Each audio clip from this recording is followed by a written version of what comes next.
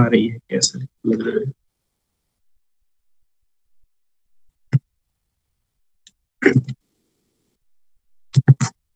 एक minute sir.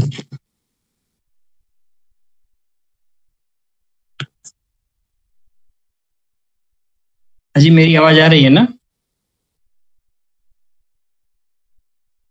हाँ आ रही है आ रही है। इसको सुनाई दे रही है मेरी आवाज? नमस्कार, आवाज आ रही है सर? हाँ हाँ अब आ रही है। मतलब मेरी भी सबको सुन रही है। आप आप सुनाई पड़ रही सर आवाज। हेलो, हाँ जी ये सब लोग मुझे सुन पा रहे हैं? जी सर। ये सब सुन पा रहे हैं।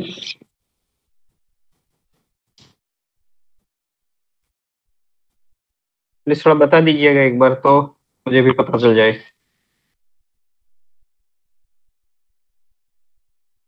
कि मेरी आवाज सबको सुनाई दे रही है ना? आपकी आवाज तो आ रही है, लगता है हमारी आवाज आप तक नहीं पहुंच रही हाँ है। हाँ हाँ हाँ हाँ, ये आप सर आपकी आवाज आ रही है। ओके ओके, आ रही? Now I am also Audible. हाँ ठीक है ना सर, तो शुरू कर सकते हैं। कर सकते हैं हाँ। अच्छा सर, थोड़ा सा मुझे एक ये पूछना था। ये मतलब आप लोग एडीएसटी के लिए अपियर होने वाले हैं ना? एडीएसटी के एग्जाम के लिए है ना ये बैच? हाँ एडीएसटी के लिए है 70% में ओके, मतलब प्रमोशन में। चलिए तो प्रमोशन। अच्छा है सर। ओके ओके सर, तो शुरू कर सकते हैं सर। शुरू करें आज का सेशन? ये सब शुरू करें सर। ओके सर, तो पीवे मैनुअल वैसे तो बहुत ही बड़ा है, कुछ मोर देन 450 पेजेस का है, लेकिन हमारे लिए कुछ उतना ही ज्यादा, मतलब सिर्फ वही की जो खास करके कॉमन है इंजीनियरिंग और सिग्नलिंग दोनों के लिए, ऐसे कुछ पॉइंट्स ले लेते हैं। ठीक है सर, तो पहले पॉइंट क्रॉसिंग से शुरुआत करते हैं सर। हेलो, हाँ बिल्कुल बिल्कुल, पॉइंट से स्टार्ट कीजिए। पॉइंट से शुरू करें ना? ठीक है। सर तो थोड़ा सा हम बेसिक अगर हम जानकारी ले ले, जैसे पॉइंट जनरली कई बार 1 in 8.5 या 1 in 12 या कभी कभी शायद 1 in 16 या 1 in 20 ऐसा सुना होगा हम सब लोगों ने। ये जानते हैं ना सर, जैसे 1 in 8.5 का पॉइंट है अगर कोई, या कोई 1 in 12 का है, तो इनमें क्या अंतर होता है?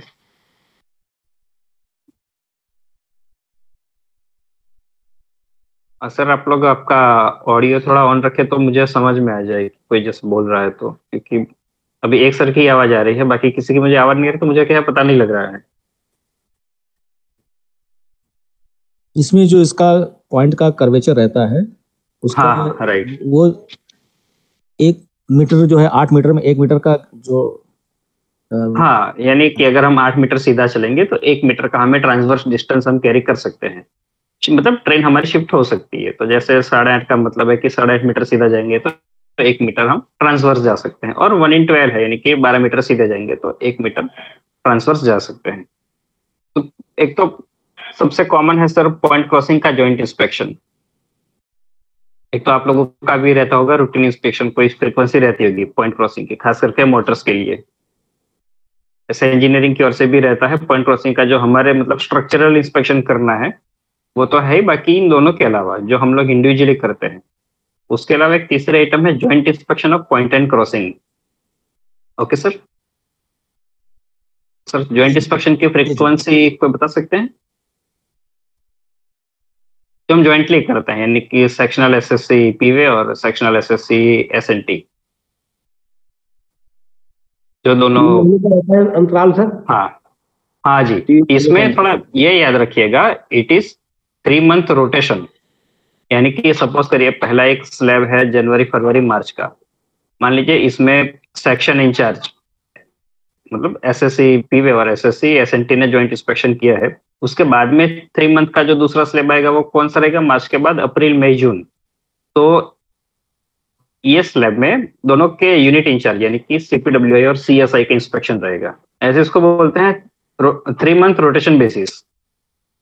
यानी पहले 3 महीने में सेक्शन इंचार्ज दोनों के, एसएनटी और इंजीनियरिंग के, और उसके बाद में 3 महीने में दोनों के यूनिट इंचार्ज सीएसआई और सीपीडब्ल्यूआई। तो एक तो ये रहेगा हमारा ज्वाइंट इंस्पेक्शन की फ्रीक्वेंसी रहेगी 3 मंथ। ये चूंकि ज्वाइंटली है तो ये थोड़ा ज्यादा जरूरी है। ठीक है सर, सब समझ पा रहे हैं ना? हाँ सर। ओके। अब अच्छा, अभी तक जो हम लोग पॉइंट क्रॉसिंग यूज करते हैं आज तक, जो मोस्ट ऑफ जितने भी हमारे पॉइंट्स है वो सारे के सारे उसको हम बोलते हैं कर्व्ड स्विच। ठीक है, कर्व्ड स्विच उसके पहले एक आती थी, मतलब कर्व्ड इसलिए क्योंकि पहले यानी कि हमारे पास सीधी स्विच यानी स्ट्रेट स्विच भी होती थी, जो आजकल जनरली कहीं भी देखने में खास मिलती नहीं है। लेकिन कर्व्ड स्विच में और स्ट्रेट स्विच में एक अंतर उतना ही होता है कि स्ट्रेट स्विच जो है, जो हमारी पॉइंट की दोनों जो टंगरेल होती है वो बिल्कुल सीधी, मतलब थोड़ी तिरछी उसको लगा देते हैं। तिरछापन में आगे जाएंगे तो आगे कहीं ना कहीं जाकर दूसरी लाइन में मिल जाएगी, या शायद डेड एंड में चली जाएगी, या बफर एंड पर जाएगी। लेकिन जो कर्व्ड स्विच है, एक ये प्लीज थोड़ा सा याद रख लीजिएगा, क्योंकि इसके ऊपर अब हमारे मतलब जो मोटर्स लगाते हैं, मोटर्स के लिए भी ये जरूरी है कि हमें स्ट्रेट स्विच में फिक्स करनी है या कर्व्ड स्विच में फिक्स करनी है। तो कर्व्ड स्विच में थोड़ा सा अंतर ये होता है कि कर्व्ड स्विच में जो टंगरेल और स्टॉकरेल होती है, जो घुमाव तरफ जाती है, यानी कि टर्न आउट साइड में जो एक तो टंगरेल जाएगी और एक स्टॉकरेल जाएगी, तो उसको पहले से ही मोड़ दिया जाता है, यानी कि वो प्रीफेब्रिकेटेड उसमें कर्वेचर दिया जाता है, तो उसको हम कहते हैं कर्व्ड स्विच। ये खास करके मैं इसलिए बता रहा हूँ कि नोवेडेस तो इसको कन्वेंशनल स्विच बोल रहे हैं। अब इसके बाद में जो अभी रिसेंटली हम कौन सी स्विच ज्यादा यूज कर रहे हैं कि जिससे गाड़ी थोड़ा हायर एक्सल लोड ले पाती है, हायर स्पीड में भी टर्न आउट पर नेगोशिएट कर सकती है। इसके लिए जो नोवेडेस जो हम इम्प्रूव्ड वर्जन यूज कर रहे हैं पॉइंट क्रॉसिंग में, they are known as TWS, यानी कि thick web switch. I think सबने कहीं ना कहीं पर तो देखा ही होगा, या तो अपने सेक्शन में या कहीं और कोई मेन लाइन के रूट पर कहीं अगर ट्रैवलिंग कर रहे हैं तो थिक वेब स्विच TWS बोलते हैं। TWS तो देखा ही होगा ना सर सबने? हेलो सर, आप लोग आपका ऑडियो थोड़ा अनम्यूट कर दे तो मुझे समझ में आ जाए सर। ये EWS का फुल फॉर्म क्या है? TWS होता है थिक, मतलब थिक वेब। अच्छा, W यानी TWS, वेब। हाँ, TWS यानी आपने देखा होगा जो एक रेल का जो नॉर्मल सेक्शन होता है ना, वो बेसिकली कोई भी एक ऑर्डिनरी रेल ही ले लीजिए, जिसको अगर आपने कटा हुआ सामने से देखते हैं तो उसमें 3 कंपोनेंट होता है। जो सबसे ऊपर जिसके ऊपर गाड़ी का चक्का, मतलब हमारा जो व्हील चलता है, उसे हेड कहते हैं। हेड के नीचे जो पतला वाला सिरा रहता है उसको वेब बोलते हैं, और वेब के नीचे जो फैला हुआ बॉटम पोर्शन है उसको क्या कहते हैं? हम फ्लैंज कहते हैं। ठीक है, चाहे कोई भी एक ऑर्डिनरी कोई भी जगह पर हम रेल देखेंगे तो उसमें रेल में बेसिकली उसके 3 ही कंपोनेंट होता है। टॉप में देखेंगे तो एक मोटा वाला जो है उसको हेड कहते हैं, और उसके नीचे देखेंगे तो वो वेब है, और उसके नीचे जो फैला हुआ रहता है स्प्रेडेड है, उसे क्या कहते हैं? फ्लैंज कहते हैं। तो थिक वेब स्विच में सबसे बड़ा अंतर यह है कि जो ऑर्डिनरी स्विच, जो ऑर्डिनरी हमारी जो रेल होती है जिसकी फ्लैंज जो होती है वो 15.5 या 16.5 mm की रहती है, जबकि थिक वेब में उसकी फ्लैंज की चौड़ाई तकरीबन 3 से 4 गुना बढ़ जाती है, इसलिए इसको हम कहते हैं थिक वेब स्विच। थोड़ा सा ये डिस्कस कर लेते हैं कि दोनों में बेसिक, वैसे तो बहुत सारा डिफरेंस है, सिर्फ इतना नहीं कि उसकी वेब मोटी है तो उसको हमने थिक वेब स्विच बोल दिया, लेकिन उसके अलावा और क्या अंतर होता है? जैसे अच्छा थोड़ा ये समझ लेते हैं कि जब ऑर्डिनरी जो हमारा कन्वेंशनल पॉइंट एंड क्रॉसिंग होता है, जिसमें हम उसका ओपनिंग नापते हैं। ओपनिंग यानी कोई भी एक साइड में टंगरेल और स्टॉक रेल के बीच में कितनी जगह रहती है, एक साइड में क्लोज रहेगी और एक साइड में ओपन रहेगी, राइट सर? तो ओपन कंडीशन में जब हम स्टॉक और टंग के बीच में जो डिस्टेंस मेजर करते हैं उसको स्विच का ओपनिंग कहते हैं, या थ्रो ऑफ स्विच भी कहते हैं। थ्रो ऑफ स्विच या तो स्विच ओपनिंग या ओपनिंग ऑफ द स्विच, ये सारी एक ही चीजें होती हैं। ठीक है, तो और जो हमारे जो अभी तक की जो कन्वेंशनल स्विचेस है उसमें ओपनिंग कितना होना चाहिए, प्लीज थोड़ा कोई बताएंगे sir?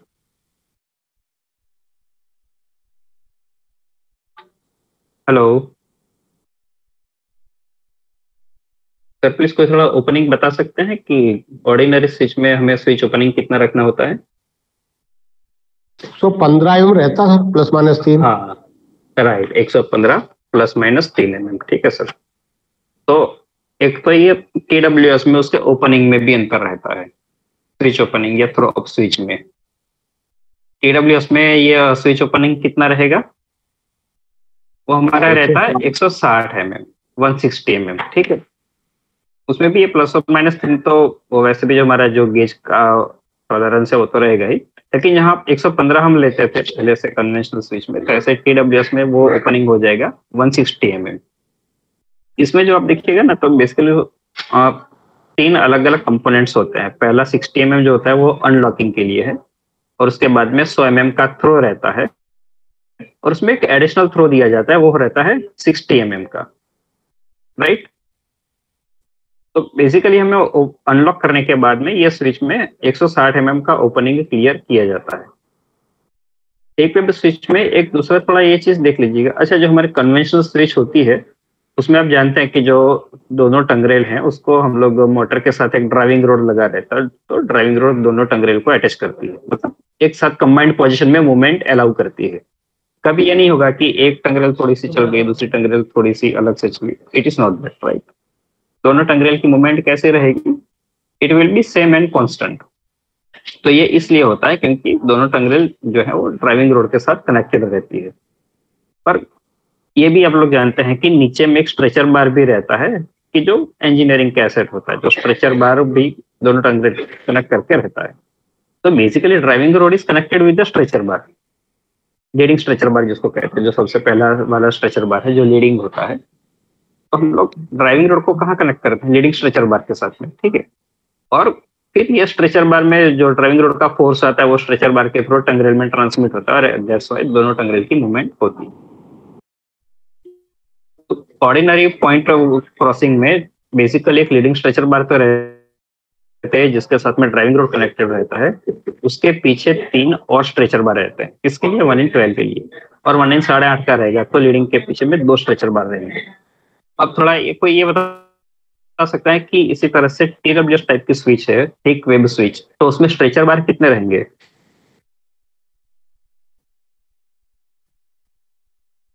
Hello sir,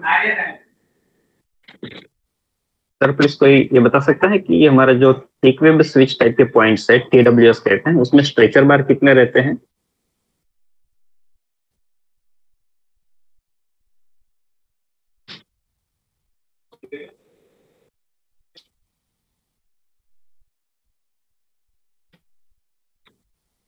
hello,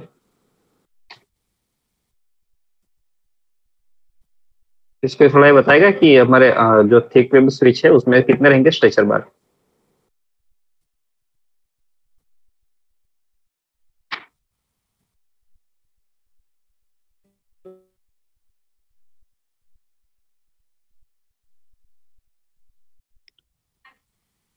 hello sir. जी सर। थिक वेब स्विच जो होती है उसमें स्ट्रेचर बार कितने रहेंगे?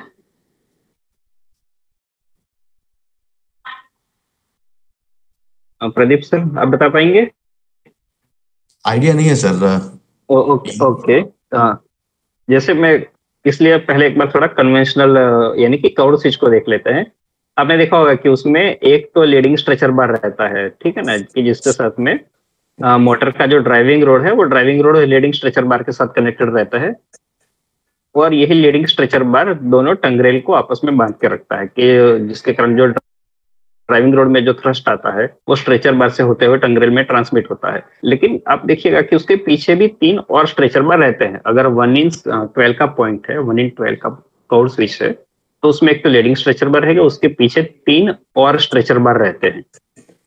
जब यही 1/12 अगर TWS यानी कि थिक वेब स्विच है, तो उसमें सिर्फ एक लीडिंग स्ट्रेचर बार ही रहेगा। अब जैसे हम लोग जानते हैं कि टंगरेल की जो लंबाई होती है, मतलब जो पोर्शन जिसमें मूवमेंट आती है वो कुछ 10.125 मीटर इतना लंबा रहता है। तो 10.125 मीटर पूरे टंग को एक साथ मूवमेंट करवाने के लिए चूंकि एक ही स्ट्रेचर बार काफी नहीं होता है, इसलिए उसको एक के अलावा पीछे और 3 जगह से भी 3 स्ट्रेचर बार लगाए जाते हैं, कि ताकि पूरी की पूरी टंगरेल दोनों की दोनों एट एवरी पॉइंट एक साथ समान रूप से चले। लेकिन थिक वेब स्विच में थोड़ा सा अंतर यह रहता है कि उसमें एक लीडिंग स्ट्रेचर बार तो रहेगा, ठीक है, कि जो 160 mm को ओपनिंग क्रिएट करता है। उसमें भी ऐसी चीज, जो हमारी जो मोटर है, मोटर के साथ में वो स्ट्रेचर बार लगा रहता है, स्ट्रेचर बार के साथ में टंगरेल फिक्सिंग होती है।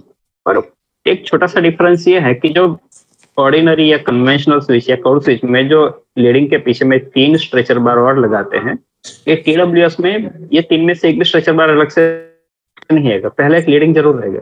प्लीज सर थोड़ा सब लोग ये देख लीजिएगा कि पहला लीडिंग स्ट्रेचर बार तो रहेगा, क्योंकि वही ड्राइविंग रोड के साथ कनेक्टेड रहता है, लेकिन उसके पीछे बाकी के जो 3 स्ट्रेचर बार ऑर्डिनरी स्विच में रहते हैं या कर्व स्विच में रहते हैं, तो हमारे TWS में ये तीनों स्ट्रेचर बार नहीं रहेंगे।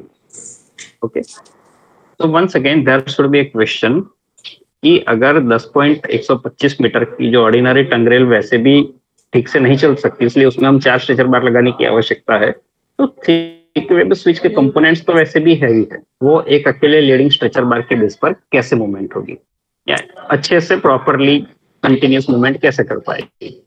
तो उसके लिए बाकी के 3 स्ट्रेचर बार की जगह पर एक ऑप्शन रहता है हमारे पास में। देखिए कौन सा ऑप्शन रहेगा, दैट इज कॉल्ड SSD बोलते हैं, यानी कि स्विच सेटिंग डिवाइस को कहते हैं। जब SSD होता है, बाकी तीनों स्ट्रेचर बार की जगह पर एक सेपरेट डिवाइस रहेगा SSD। तो ये SSD that will be helpful to the leading stretcher bar, मतलब कुछ तो लोड लीडिंग स्ट्रेचर बार रहेगा, का leading stretcher bar will bear some of the load and remaining load will be bear by the SSD, यानी कि spring setting device, switch setting device उसके पीछे जो रहता है, इसके लिए SSD लगाया जाता है। तो ये अगर सपोज कहीं पर पूछ लेते हैं कि भाई TWS में स्ट्रेचर बार कितने रहेंगे, TWS में एक ही स्ट्रेचर बार रहेगा। और अच्छा ये थोड़ा देखिए, ये कंफ्यूजन मत करिएगा कि जैसे 1 in 12 जो है कर्व स्विच भी हो सकता है, और similarly 1 in 12 thick web switch भी हो सकती है। मतलब crossing angle with the same crossing angle we may have different type of the switch, either it may be curve switch or it may be thick web switch। ऐसे ही 1 in 8.5 के लिए भी there may be ordinary curve switch and there may be TWS, thick web switch 1 in 8.5 के लिए भी हो सकती है, thick web switch ordinary curve switch भी हो सकती है। सॉरी 1 in 8.5 में थिक वेब भी हो सकता है और 1 in 8.5 कर्व स्विच भी हो सकती है। सिमिलरली 1 in 12 में भी। तो क्रॉसिंग एंगल में कोई चेंज नहीं है, लेकिन जो बेसिकली जो हमने चेंज किया है तो एक तो क्या है कि उसका वेब की थिकनेस काफी ज्यादा होती है। दूसरा, चूंकि वेब की थिकनेस तो हमने बढ़ा दी कि so that higher axle load की उसके ऊपर से मूवमेंट करनी तो कर पाए। इससे basically we have 2 main issues, we have 2 objectives. 2 objective है, एक तो ये है कि हायर एक्सल लोड को हम परमिट करें, दूसरा साथ में ये भी है कि हायर स्पीड के साथ भी परमिट करे टर्न आउट साइड में। मेन लाइन पर तो जो ऑर्डिनरी जो हमारी स्पीड रहती है मेन लाइन पर तो रहेगी, बट एज वी नो कि टर्न आउट साइड में हमारी स्पीड जो रिस्ट्रिक्टेड होती है। तो एक वैसे ये चीज however it belongs to engineering side to the much extent, but being our counterpart signalling side also आपको थोड़ा बहुत ये अंदाज तो होना ही चाहिए। जैसे अगर एक ऑर्डिनरी हमारी 1 in 12 का पॉइंट है, तो उसमें टर्नआउट पर उसकी स्पीड रिस्ट्रिक्शन कितना रहता है, ये प्लीज थोड़ा कोई बताएंगे सर। टर्नआउट साइड में मतलब क्रॉस ओवर में 1 in 12 का अगर पॉइंट है तो उसमें गति प्रतिबंध कितना रहेगा। अगर हमारा 1 in 12 का कर्व स्विच है गोला युक्त, सॉरी सर, क्या सर, जो हमारा 1 in 12 की एक स्विच रहती है सामान्य ऑर्डिनरी या कर्व स्विच रहती है 1 in 12 की, उसमें टर्नआउट साइड में उसकी स्पीड रिस्ट्रिक्शन कितनी रहेगी? 30 kmph, राइट। तो 1 in 12 की अगर एक कर्व स्विच ऑर्डिनरी जो कन्वेंशनल अभी तक जो हम यूज कर रहे थे, अभी भी बहुत जगह यूज में है ही, उसमें हमारी स्पीड देखिए एक चीज होती है स्पीड पोटेंशियल, यानी कि उतनी स्पीड तक सेफ रहती है। ये ध्यान में रखिएगा कि स्पीड पोटेंशियल जो है ना 1 in 12 का वो होता है 50 kmph, लेकिन RDSO ने हमें सेफ्टी और खास करके मेंटेनेंस को देखते हुए 30 kmph की परमिशन दी है कि 1 in 12 की गोला युक्त स्विच है तो उसके ऊपर क्रॉस ओवर साइड में 30 kmph पर गाड़ी पास हो सकती है, वेदर इट में बी पैसेंजर और गुड्स और एनी टाइप। पर चूंकि अब हमारा डे बाय डे हमारे ट्रैफिक की डेंसिटी यानी GMT और ट्रैफिक की स्पीड, सेक्शनल स्पीड, ये सब कुछ बढ़ा रहे हैं, तो थिक वेब स्विच के जो 2 ऑब्जेक्टिव्स हैं, एक तो हायर एक्सल लोड को कैरी करना, जैसे अभी तक का जो हमारा जो ऑर्डिनरी ट्रैक स्ट्रक्चर है ना, generally it is capable to take the axle load of 22.5 ton, 22.5 ton के लिए तो मोस्ट ऑफ हमारे ट्रैक कैपेबल है। फिर उसके बाद में जब एक्सल लोड अभी बढ़ाया गया है कि बहुत सारी जगह पर 25 टन का एक्सल लोड बढ़ाना है, तो एक तो यानी कि हायर लोड कैरी करने के लिए एक ही ऑब्जेक्टिव है TWS थिक वेब स्विच का। दूसरा ऑब्जेक्टिव ये भी है कि उसके ऊपर गाड़ी थोड़ी सेफली, वही सेफ्टी के साथ लेकिन थोड़ी सी हायर स्पीड के साथ हम परमिट कर पाए। तो थिक वेब स्विच की अगर स्पीड परमिशन की बात करें तो TWS के ऊपर 50 kmph की परमिशन है। RDSO has certified maximum speed limit of 50 kmph। Okay sir, तो TWS का एक तो जो हमारे जो बेसिक दो ऑब्जेक्टिव्स थे, एक हायर एक्सेल लोड, दूसरा हायर स्पीड। तो एक्सेल लोड हम 25 टन तक का परमिट कर सकते हैं और जो स्पीड है वो 30 से बड़ा का। जैसे आप देखिएगा एंगल ऑफ क्रॉसिंग दोनों में सेम है, 1/12। अगर कन्वेंशनल स्विच यानी कि कर्व्ड स्विच है ऑर्डिनरी, तो वही एंगल अगर सेम है तो हमारी स्विच लेंथ सेम रहेगी, ओवरऑल लेंथ ऑफ टर्नआउट भी सेम रहेगी।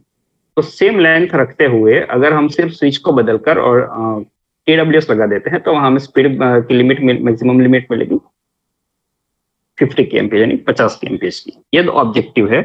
अब तीसरा ऑब्जेक्टिव वो आप लोगों के लिए ज्यादा जरूरी है कि जहां भी अगर TWS का यूज करना है या तो हाई स्पीड टर्नआउट के यूज करने हैं, तो क्योंकि हम जानते हैं कि एक हमारा जो प्रथम रोग सिग्नल या जनरली जो होम सिग्नल होता है उसके पहले एक डिस्टेंट का प्रावधान होता है, ठीक है ना, कि डिस्टेंट देखते हुए हमें आगे होम का एस्पेक्ट पता चलता है by seeing the distant signals aspect.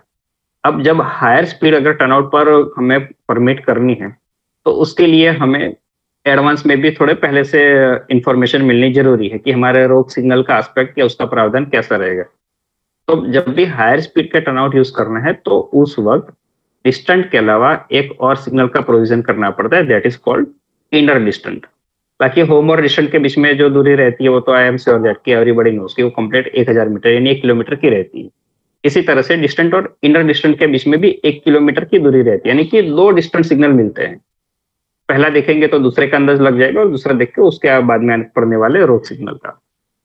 तो एक तो ये हो गया TWS के जो कुछ बेसिक कंपोनेंट्स है उसके बारे में।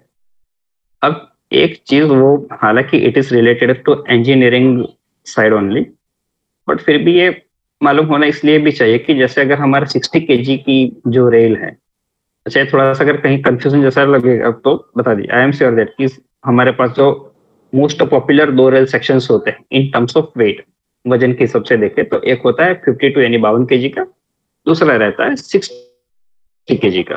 हमारे पास उसके पहले जैसे 52 के पहले जो इंफीरियर था दैट वाज 90R, उसके भी पहले एक इंफीरियर सेक्शन रहता था 60R।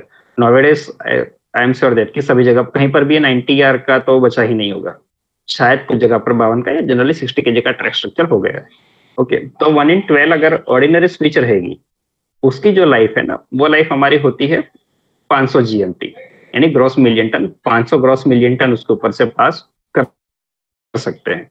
जैसे हमारे जो आप लोग जो स्विच में मोटर लगाते हैं ना, उसके भी एक स्पेसिफिक लाइफ साइकिल होती है, वो शायद सबर्बन में और बाकी के रूट पर अलग अलग है, but if I am not wrong शायद 15 इयर्स और 20 साल की रहती है इन टर्म्स ऑफ टाइम। और उसके अलावा उसके ऊपर डिपेंड हम ये भी डिपेंड करता है कि कितनी बार ऐसे स्विच को ऑपरेट करते हैं। वो शायद 1 मिलियन ऑपरेशन कुछ ऐसा होता है, पर एग्जैक्ट तो आप लोगों को ज्यादा मालूम होगा। तो इसी तरह से जो स्विच रहती है, स्विच की भी एक पर्टिकुलर लाइफ होती है, उसके ऊपर से कितने GMT कैरी, कितने ग्रॉस मिलियन टन कैरी कर सकते हैं, हम ट्रांसफर कर सकते हैं। पर ऑर्डिनरी स्विच रहेगी कि जो 500 GMT ट्रैफिक जिसके ऊपर से पूरी during full enter service life 500 GMT carry कर सकते हैं, वही जगह पर अगर 60 kg सेक्शन में ही TWS यानी कि थिक वेब स्विच रहेगी तो उसके ऊपर से हम 800 GMT का ट्रैफिक अलाउ कर सकते हैं ड्यूरिंग इट्स एंटायर सर्विस। तो यह जो है सर कुछ हमारे स्विच के बारे में है। अच्छा, स्विच में एक और चीज देखिएगा कि जो टंगरेल होती है, एक टंगरेल और एक स्टॉक रेल, ये मिलकर एक स्विच होती है। एक्चुअली में उसको हम बोलते हैं हाफ सेट। कोई भी एक साइड की टंगरेल अपनी उसकी पर्टिकुलर पैर की स्टॉक रेल के साथ में जो स्विच फॉर्म करेगी that is called half switch. ऐसे ही अदर साइड की हाफ स्विच, ये दोनों half switch half set of switch मिलकर we are telling it as a full set of the switch. तो जो हमारी जो स्विचेस होती है, अच्छा जो हम मोटर लगाते हैं, let it be thick web switch और ऑर्डिनरी, चाहे वो स्ट्रेट स्विच है या कर्व स्विच, और उसके बाद में अभी जो रिसेंटली हमारा डेवलपमेंट है थिक वेब का। लेकिन जो मोटर तो सब में ही लगती है अगर वो मैनुअल पॉइंट नहीं है तो, और एक मैनुअल पॉइंट अगर है तो जनरली ट्रैफिक का मैन पर यानी कि कोई पॉइंट्स में उसको ऑपरेट करता है। बाकी ये भी ऑपरेट तो स्टेशन मास्टर सीधा ही कर सकते हैं अगर मोटर लगी हुई है तो। लेकिन ये मोटर कौन से स्लीपर पर लगती है, ये ये थोड़ा अगर किसी को मालूम है तो प्लीज बताइएगा। आपको मालूम होगा ना कि दो स्लीपर के बीच में मोटर रेस्ट होती है, ठीक है। ये कौन कौन से स्लीपर नंबर पर, कौन से दो स्लीपर्स के बीच में मोटर का रेस्टिंग होता है, वो स्लीपर के नंबर कोई बता पाएगा?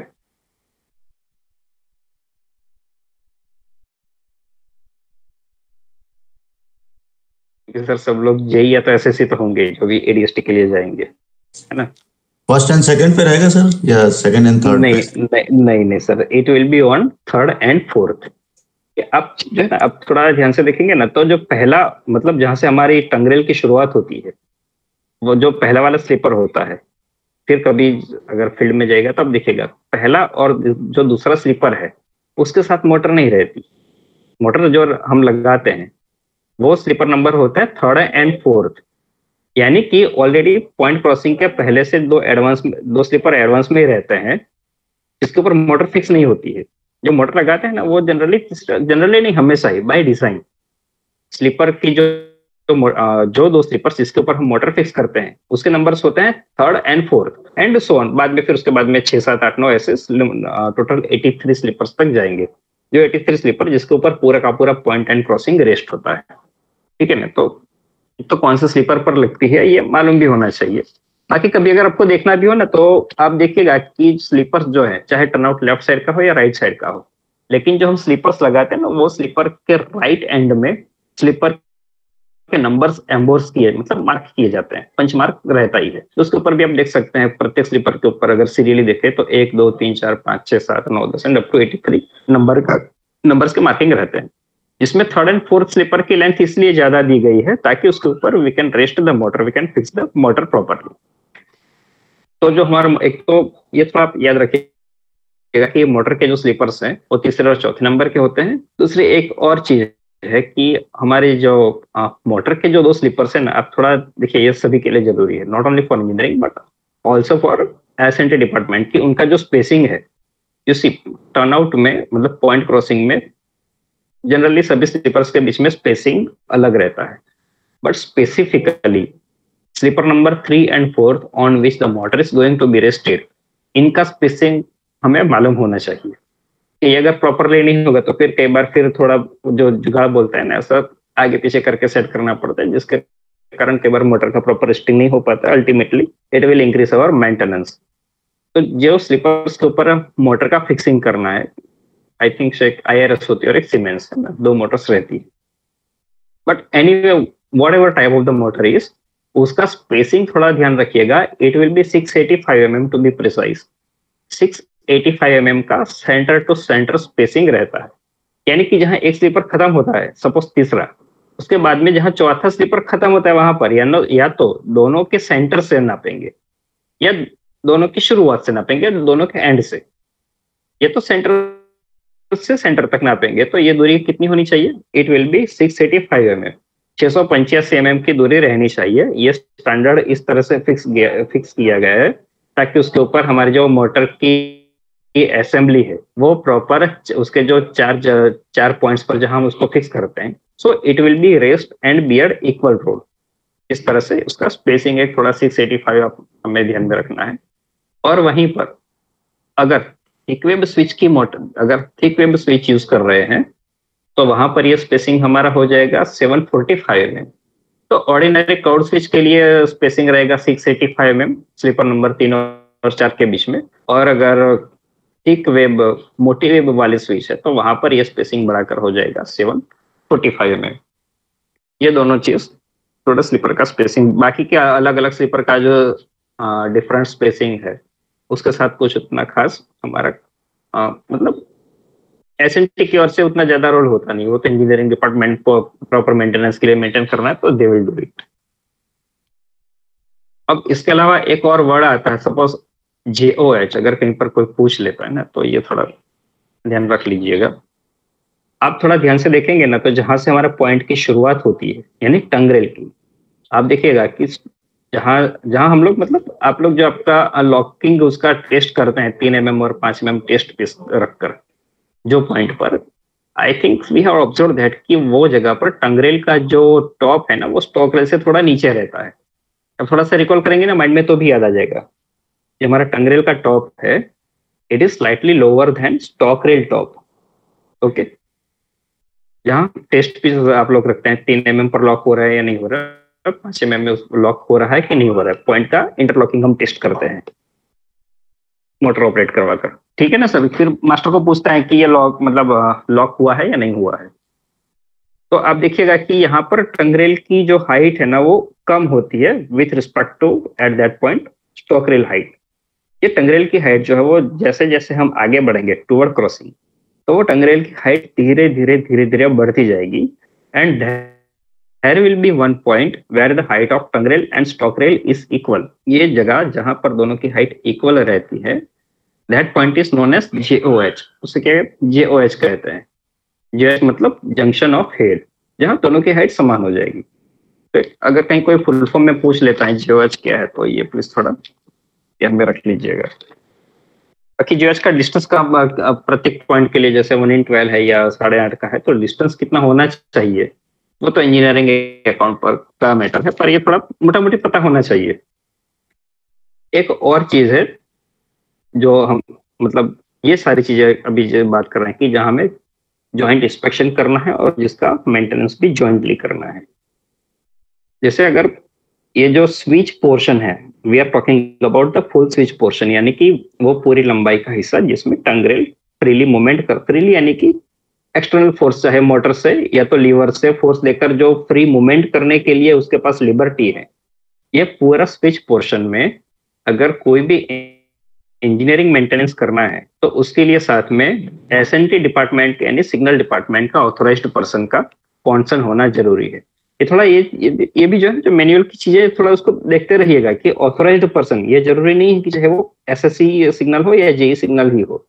अगर MCF है, if he is authorised then he should be, he is also valid कि उसकी प्रेजेंस भी चलेगी साइड पर, MCF को भी प्रेजेंट रहना चाहिए।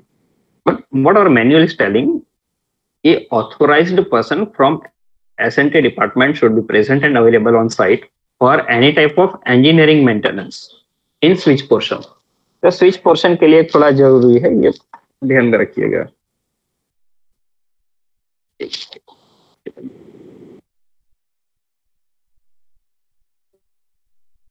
और एक और चीज होती है, आप देखिएगा कि जो स्टॉक रेल है ना वो अपने स्लीपर्स के साथ फिक्स रहती है। At each and every sleeper stock rail को फिक्स किया जाता है ताकि उसमें कोई मूवमेंट अलग से ना हो। अगर मूवमेंट होती भी है तो स्टॉक रेल और स्लीपर के एक साथ में होगी, individual movement sleeper stock rail के बीच में संभव नहीं। बट एज वी नो कि टंगरेल को तो हमने डिजाइन इस तरह से किया और उसका फंक्शन की यही है कि टंगरेल जो ना वो प्रॉपरली इंडिपेंडेंट मूवमेंट करे बाय मीन्स ऑफ लीवर और बाय मीन्स ऑफ मोटर। तो टंगरेल को हम जानते हैं कि वो स्लीपर के ऊपर रेस्ट होती है, फिक्स नहीं होती स्लीपर के ऊपर। अगर वो भी फिक्स कर देते हैं प्रत्येक स्लीपर के ऊपर तो टंगरेल मूव नहीं हो पाती। इसके लिए एक टर्म आती है that is called as resting of tongue rail on the sleepers. तो टंगरेल का कितने स्लीपर के ऊपर इवनली यानी कि अच्छे से प्रॉपरली रेस्टिंग होना चाहिए। ये होता है कम से कम 6 स्लीपर शुरुआत के ऐसे होने चाहिए कि जिसके ऊपर टंगरेल जो है ना वो एक स्लीपर के ऊपर जीरो लोड मतलब लोड ना करे पर रेस्ट होनी चाहिए। ऐसा नहीं कि स्लीपर नीचे चला गया, टंगरेल और स्लीपर के बीच में कोई कॉन्टेक्ट ही नहीं है। उसको टेस्ट करने के लिए जनरली हम लोग क्या करते हैं, टंगरेल के कॉर्नर पर, उसके फ्लेंज के कॉर्नर पर थोड़ा सा ऑयल डालने के बाद में अगर हम पॉइंट को ऑपरेट करते हैं तो ऑयल की भी मूवमेंट टंगरेल के साथ में होनी चाहिए। अगर वो प्रॉपरली रेस्टेड है तो जो भी स्लीपर अगर कोई ऐसा है कि जहां टंगरेल का रेस्टिंग नहीं है, आप वहां पर ऑयल डालेंगे और उसके बाद में टंगरेल को मूव करवाएंगे ना तो भी ऑयल वहीं का वही रहेगा, उसमें कोई मूवमेंट नहीं आएगी। ठीक है, तो एक number of how many number of sleeper on which the tongue rail should minimum rest evenly, अच्छे से रेस्टिंग होनी चाहिए। दैट इज कम से कम 6 स्लीपर्स ऐसे होने चाहिए जिसके ऊपर उसका रेस्टिंग अच्छे से हो।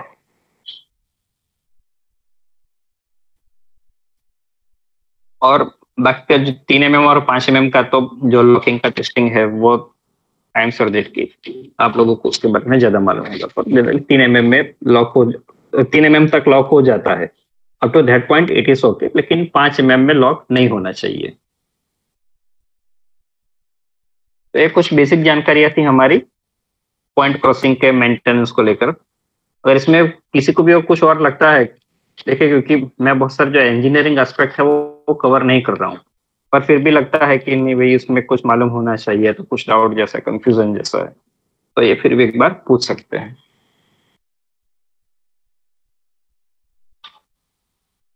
सर जो स्ट्रेचर बार और रियल प्लेंज का गैप रहता 3 mm 5 mm सर फाइनल? नहीं, ये फाइनल है 5 mm। देखिए 2019 तक, हाँ 2019 तक गैप जो था ना परमिटेड था वो 1.5 mm से लेकर 3 mm तक होना चाहिए, राइट। अब उसको बढ़ाकर 5 mm कर दिया है, और ये मैनुअल में ऑलरेडी रिवीजन हो चुका है, तो इसमें without any confusion it should be 5 mm, sorry. Minimum gap होना चाहिए 1.5 mm और मैक्सिमम होना चाहिए 5 mm का। बाकी नापने के लिए मार्केट में भी बहुत सारे फिलर गेजेस अवेलेबल रहते हैं कि जिसके बेस पर हम उसको अगर एक्चुअल मेजरमेंट करना चाहिए तो 0.1 mm की एक्यूरेसी के साथ भी मेजर करने के लिए फिलर गेज रहते ही हैं। वो अगर जनरली इंजीनियरिंग डिपार्टमेंट के पास होते हैं, but even though if anybody wants to measure it individually, तब किसी को भी बोलेंगे ना मार्केट में, खास करके जो इंजीनियरिंग वर्कशॉप्स रहते हैं वहां पर कि फिलर गेज चाहिए या बोर गेज या फिलर गेज बोलेंगे तो दे देंगे। उससे हम खुद भी नाप सकते, मतलब आप लोग खुद भी नाप सकते हैं कि ये गैप बराबर है या नहीं। तो 1.5 mm तो मिनिमम रहना चाहिए, उससे कम नहीं करना है। उससे कम इसलिए नहीं करना है, देखिए कि इट इज नॉट पॉसिबल कि एक बार जो हमने गैप एडजस्ट किया है वो परमानेंटली कांस्टेंट रहेगा ही रहेगा। कई बार गाड़ियों की मूवमेंट के कारण, कई बार पैकिंग लूज होने के कारण या थर्मल स्ट्रेस के कारण भी कभी कभी गैप डिस्टर्ब होता है। अगर ये 1.5 mm से मान लीजिए कि कहीं ऑलमोस्ट 0 mm तक चला गया, उसके बाद में फिर पता चले कि जो स्ट्रेचर बार है ना वो स्टॉक रेल के ऊपर लोड क्रिएट कर रहा है, पहले तो गैप 0 होगा, उसके बाद में अगर वो और भी अपलिफ्ट होना चाहता है कोई ना कोई फोर्स के कारण, तो वो क्या करेगा, वो जो रेल का बॉटम है, फ्लैंज का बॉटम है, उसके ऊपर में स्टॉक रेल जो है ना, it will create the force uplift करने के लिए, पूरी स्टॉक रेल या टंग रेल को उठाने के लिए वो फोर्स क्रिएट करेगा। तो अगर एक बार ऐसा वर्टिकल कोई प्रेशर या फोर्स क्रिएट होता है, then it will not allow the movement normally. तो इसलिए मिनिमम मेंटेन करना है उसको 1.5 mm और मैक्सिमम उसको मेंटेन करना है 5 mm तक। पर थोड़ा ये ध्यान में रखना चाहिए, देखिए जो स्ट्रेचर बार का गैप है ना, वो एक तो वो साइड, जो साइड में हमारी मोटर है वहां पर भी मेजर करना है, और उसके ऑपोजिट एंड पर, तो आप बहुत अच्छे से मेजर कर सकते हैं। मोटर वाले एंड पर थोड़ी सी परेशानी रहती है क्योंकि वहां बहुत सारे लीवर्स और एसेंटिक फिटिंग फास्टनिंग्स रहते हैं। पर जो भी गैप मेंटेन करे वो जनरली मोटा मोटी दोनों साइड में समान होना चाहिए। इट इज नॉट परमिटेड कि एक साइड में तो 1.5 mm क्योंकि वो भी अलाउड है तो कर दिया, दूसरे साइड में 5 mm ही रख दिया क्योंकि वो भी अलाउड है। तो इतना ज्यादा वेरिएशन नहीं होते हैं, जनरली 1 mm तक आगे पीछे रहता है, but that should be with in range of 1.5 to 5 mm। Okay, तो एक ये ध्यान में रखना है। बाकी उसके अलावा हाँ, ये कई बार मैं तो अभी तो सेक्शन में नहीं हूँ, मेंटेनेंस में नहीं हूँ, लेकिन पहले जब भी मेंटेनेंस में रहा था तो हमेशा एक कंफ्लिक्ट रहता था कि हमारा जो काउंटर पार्ट के एसएससी या जेई साहब है सिग्नल के, उनका यह कहना था कि उन्हें चारों स्ट्रेचर बार के गैप को मेजर करना है और मेंटेन करवाना है। हमारा ये रिएक्शन रहता था कि सिर्फ वो स्ट्रेचर बार की जो मोटर के साथ या ड्राइविंग रोड के साथ कनेक्टेड है, सिर्फ वो, यानी कि लीडिंग स्ट्रेचर बार कहते हैं उसको, लीडिंग बोलते हैं जो सबसे पहले आता है। हमारा ये क्लेम रहता था कि हम सिर्फ लीडिंग स्ट्रेचर बार को उसके स्टैंडर्ड्स के अनुसार मेंटेन करेंगे।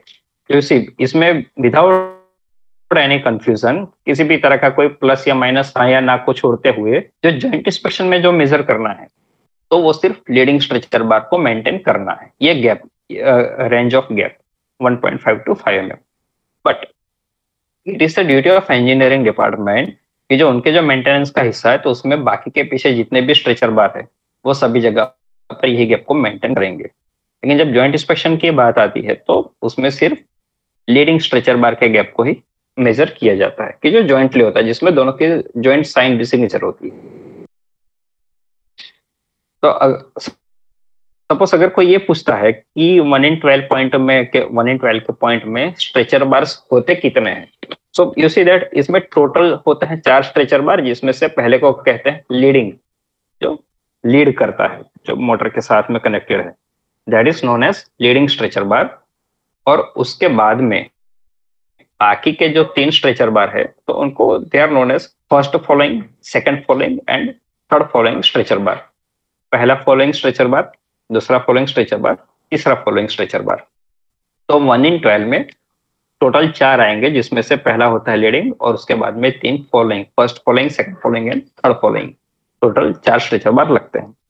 एंड सिमिलरली अगर हमारा पॉइंट 1 in 8.5 का है, 8.5 का पॉइंट जिसको हम लोग कई बार कहते हैं, तो 8.5 के पॉइंट में टोटल 3 स्ट्रेचर बार रहते हैं, जिसमें एक पहला आएगा उसको कहते हैं लीडिंग स्ट्रेचर बार, उसके बाद में फर्स्ट फॉलोइंग और उसके बाद में रहता है सेकंड फॉलोइंग स्ट्रेचर बार।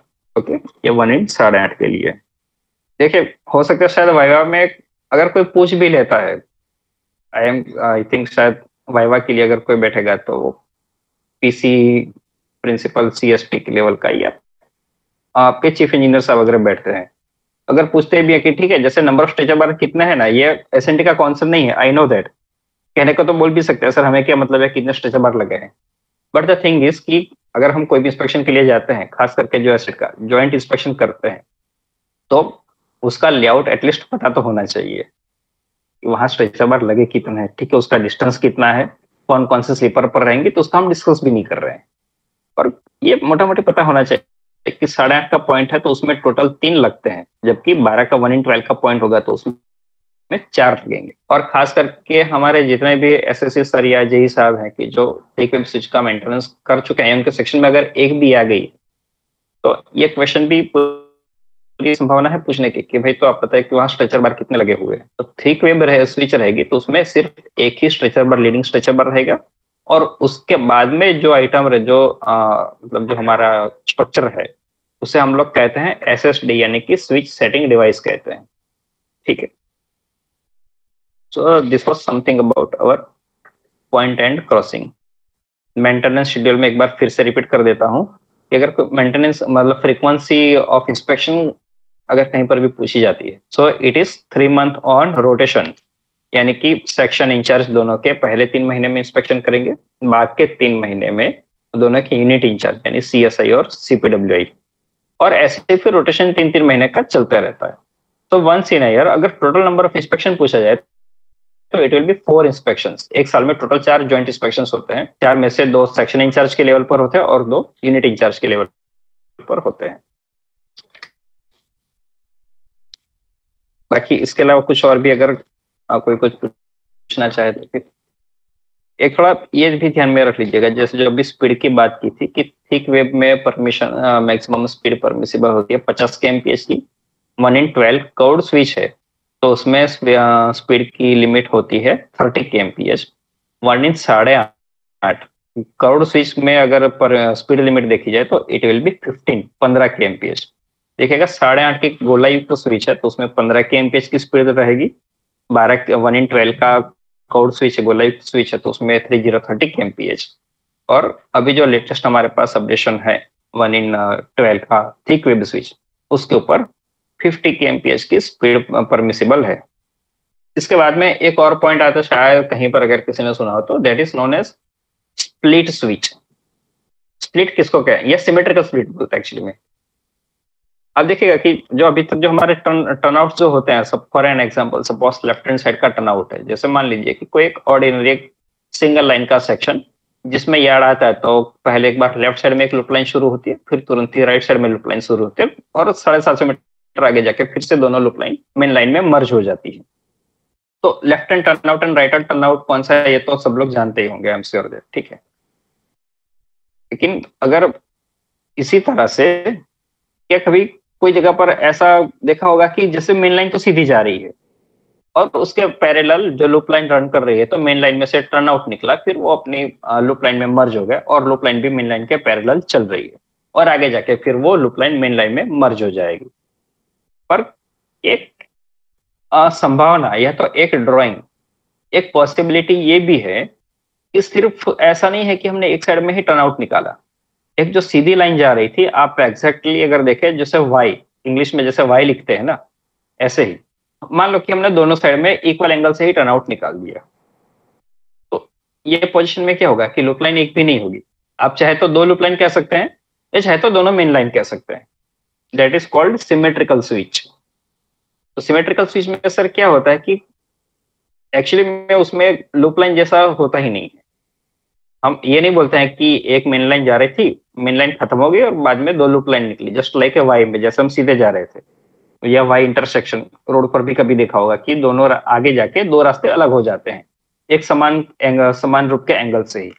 तो इसी को रेलवे में हम सिमेट्रिकल स्प्लिट कहते हैं, जिसमें अगर सपोज इनकेस अगर if anybody asks symmetrical split में मेन लाइन कितनी होती है, लूप लाइन कितनी होती है, तो उसमें फिर दोनों will be treated as a main line symmetrical split में।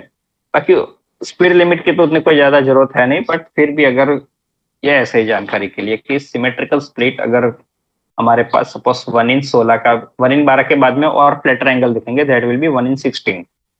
1/16 की सिमेट्रिकल स्प्लिट पर जो स्पीड हमारी परमिसिबल है दैट इज 75 kmph, यानी वहां गाड़ी मेन लाइन भी 75 पर जाएगी, लूप में भी 75 पर जाएगी, और ऐसे ही आगे जाके यही स्पीड पर मेन लाइन पर वापस भी आ सकती है। देखिए सिमेट्रिकल स्प्लिट का भी कंसेप्ट होता है, पर चूंकि उसमें दोनों लाइन पर थोड़ा थोड़ा स्पीड का रिडक्शन करना पड़ता है, दैट्स वाई जनरली हम सिमेट्रिकल स्प्लिट ज्यादा यूज नहीं करते हैं। बाकी जो एंगल ऑफ क्रॉसिंग या तो क्रॉसिंग एंगल्स देखें जो जनरली हम 8.5 का या मैक्सिमम 1/12 का सुनते ही आ रहे हैं, उसके बाद में 1/12 के बाद में जो और फ्लैटर एंगल है that is known as 1/16। Known as मतलब स्टैंडर्ड ही है, डिजाइन आरडीएसओ ने इस तरह से बनाई है कि 1/12 के बाद में रेलवे के पास में नेक्स्ट ऑप्शन होता है सीधा 1/16 का, और उसके बाद में फ्लैटेस्ट एंगल जो अभी तक है जिसको आरडीएसओ ने डिजाइन अप्रूवल करके दिया है दैट इज 1/20। पर चूंकि अब देखिएगा कि उसमें टर्नआउट की लेंथ बहुत ही ज्यादा बढ़ जाएगी, इसलिए जनरली 1/16 या 1/20 का यूज नहीं करते हैं।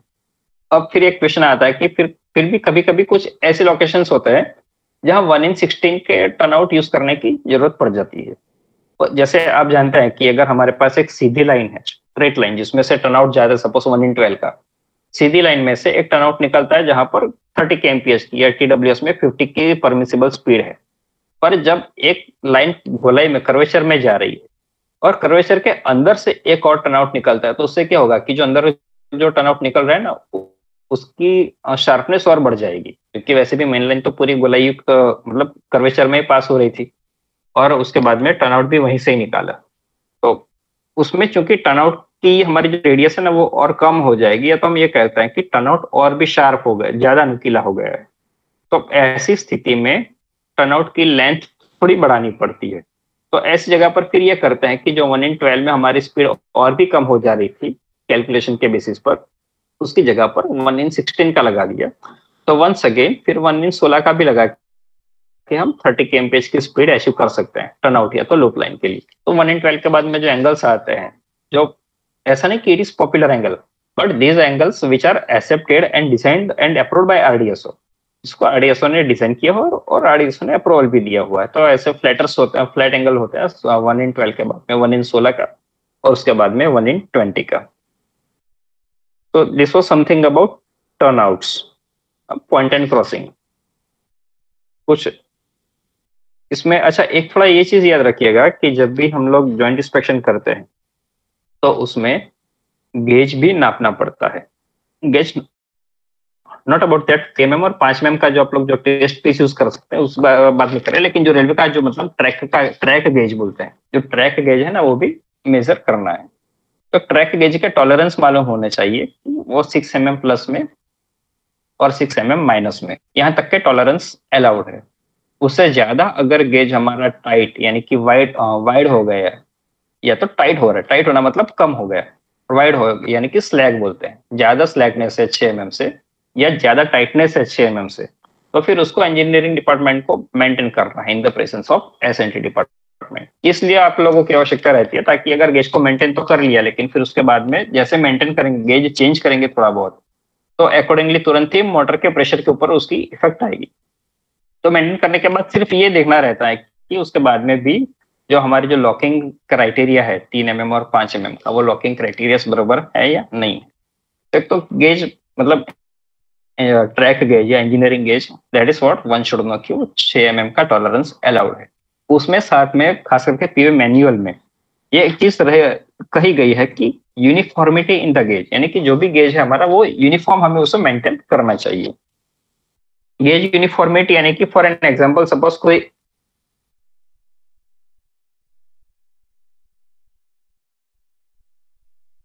सपोज कोई एक जगह पर अगर हमारा गेज 6 mm है प्लस, तो there should be standard maintenance practice कि फिर अगर सपोज स्विच के एंट्री पर, यानी कि जहां से पॉइंट क्रॉसिंग की शुरुआत होती है, वहां पर अगर हमारे पास 6 mm वाइड गेज है, स्लैग है यानी कि वाइड है, so we should have the practice कि फिर कंटिन्यूअसली जो है ना वो 6 mm का वाइड में ही चलता रहे। सी ये अलाउड नहीं है, जैसे मैनुअल ने ये जरूर कहा है कि प्लस और माइनस 6 mm। तो आपकी जो 2 स्लीपर जहां मोटर का रेस्टिंग होता है, एक स्लीपर पर तो ट्रैक का गेज है +6 mm, उसके बाद वाले स्लीपर में -6 mm या -4 mm। तो उससे क्या होगा कि जो कंसेक्यूटिव 2 स्लीपर के बीच में जो हमारा गेज वैल्यू है ना, उसमें बहुत ज्यादा अंतर आ जाएगा। तो यूनिफॉर्मिटी इन गेज, ऐसे एक वर्ड लिखा हुआ है कि there should be uniformity in the gauge, ये हमें मेंटेन करके चलना चाहिए,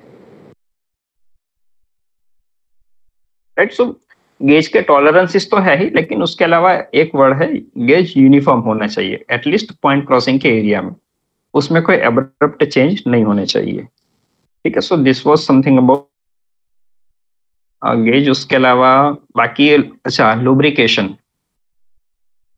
तो सर थोड़ा ये कोई बताएगा कि लुब्रिकेशन के क्राइटेरिया और लायबिलिटी किसकी रहती है?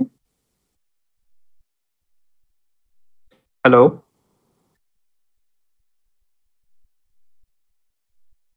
तो प्लीज कोई थोड़ा सा ये बता देंगे सर कि हमारे जो स्लाइडिंग चेयर जिसके ऊपर लुब्रिकेशन हम करते हैं, so that our tongue rail can move easily, ये लुब्रिकेशन के क्राइटेरिया प्लीज को बताएंगे?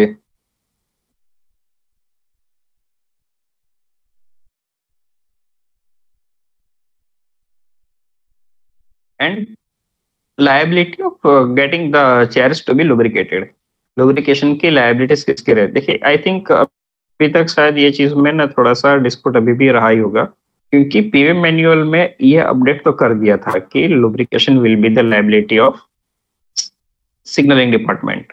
ये तो मतलब 1-2 साल पहले की मैं बात बता रहा हूँ। But at that time my counter SSC signal was telling that कि हमारे मैनुअल में ऐसा कुछ है नहीं, then why we should do this responsibility, why we should do this, get this job done by our man power.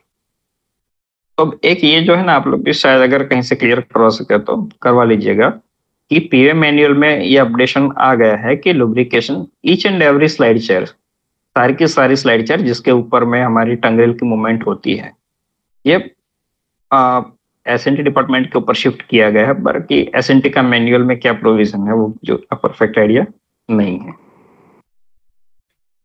तो sir इसके अलावा पॉइंट क्रॉसिंग में और भी कुछ है अगर तो प्लीज बता सकते हैं, या हो सकता है कोई चीज मुझे मालूम ना हो तो भी बताइए। सर मेरी आवाज आ रही है ना सर सबको? हेलो, आवाज आ रही है। ओके ठीक है, ओके ठीक है सर। तो अच्छा, हाँ, एक ग्लोड ज्वाइंट, चूंकि पॉइंट क्रॉसिंग की बात कर रहे हैं, अच्छा, आई एम मतलब मुझे लग रहा है कि शायद बहुत जगह पर ये अवेयरनेस नहीं होगी। ग्लोड ज्वाइंट का भी ज्वाइंट इंस्पेक्शन होता है क्या, मालूम है सर किसी को? ग्लोड ज्वाइंट्स जो हमारे यानी कि इंसुलेटेड ज्वाइंट रहते हैं, उसका भी ज्वाइंट इंस्पेक्शन रहता है। ट्रैक सर्किट का रहता है 3 महीने में, 3 और 6 महीने का, और उसमें ब्लू ज्वाइंट तो टेस्ट नहीं करते हैं, विजुअल देखना हो जाता है। हाँ, ओके। तो ये एक ज्वाइंट इंस्पेक्शन भी होता है ग्लोड ज्वाइंट का, और ये पीवे मैनुअल में इसको क्लेरिफाई किया गया है कि मिनिमम 1 इन अ ईयर दोनों को, यानी कि एसएनटी के ऑफिशियल्स और इंजीनियरिंग के ऑफिशियल दोनों के एसएससी या जेई जो सेक्शनल है, खास करके specifically sectional SE/JE of SNT and that of engineering department, they have to do the visual inspection of gload joint at least once in a year। साल में कम से कम एक बार इसका जॉइंट इंस्पेक्शन भी किया जाना है। ये जॉइंट इंस्पेक्शन की बात कर रहे हैं, इसमें विजुअली करना है, बाकी उसका ट्रैक रेसिस्टेंस कितना है ग्लोड पर वो तो आप लोग बीच बीच में भी चेक करते ही होंगे, पर विजुअल उसकी कंडीशन जैसे, अच्छा, ग्लोड जॉइंट जो है ना, जो हम अभी आपने देखा होगा कि जनरली ग्लोड जॉइंट में हम लोग 6 बोल्टिंग यूज करते हैं, ठीक है। दोनों रेल के आगे की साइड में 3 बोल्ट और पीछे की, मतलब दोनों रेल में 3-3 बोल्ट यूज करते हैं, और बीच में जो हमारा इंसुलेशन रहता है, ये इंसुलेशन कितने mm थिकनेस का रहता है सर, कुछ आइडिया है किसी को?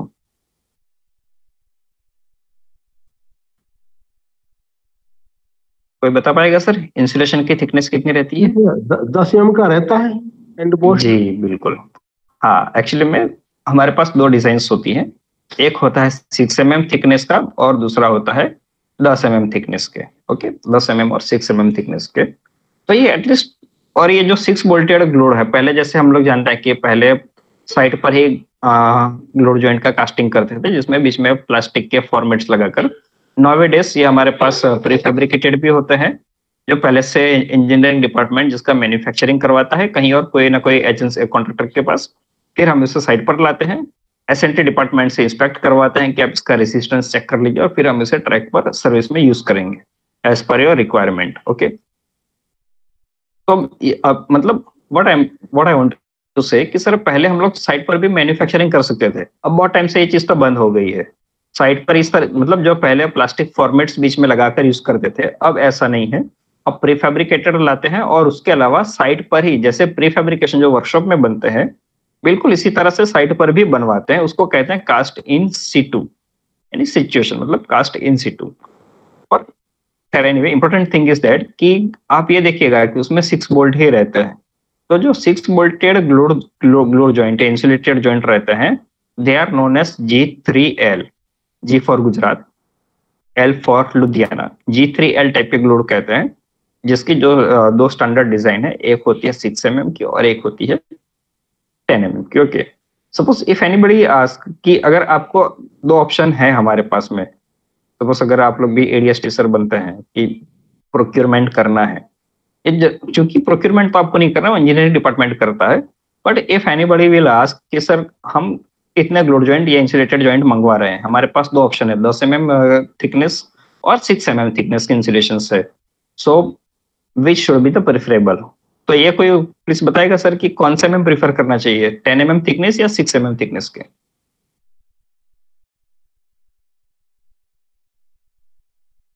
हेलो, 10 mm का होना चाहिए, लेकिन पता नहीं। हाँ, 10 mm का होना चाहिए ऑफ कोर्स, क्योंकि उसमें रेसिस्टेंस आपको ज्यादा मिल पाएगा, और in other words it is comparatively safe, की जो लॉन्ग है उसकी लाइफ भी चलेगी। जैसे हम लोग जानते हैं ना सर कि कई बार व्हील मूवमेंट एक्शन, मतलब रेल व्हील इंटरेक्शन बोलते हैं, उसके कारण कई बार हेड में या gauge face, non gauge face में बर बन जाती है, यानी कि पपड़ी बन जाती है। अगर दोनों रेल में ऐसी बर क्रिएशन हो गया, दोनों मतलब जो स्टील का हल्का सा लेयर फॉर्मेट हो जाता है लगातार व्हील्स चलने के कारण, कई बार दोनों रेल के अगर ये जो स्टील का लेयर है दोनों रेल के ऊपर आ गया बीच में से इंसुलेशन के ऊपर से, तो फिर ये तो हमारे ट्रैक की सर्किट कंटिन्यू हो गई, उसको क्या कहेंगे, सर्किट शॉर्ट हो गई। तो ये 6 mm की अपेक्षा 10 mm में ऐसे होने के चांसेस बहुत ही कम होते हैं, इसलिए 10 mm का प्रेफरेबल होता है from signalling point of view.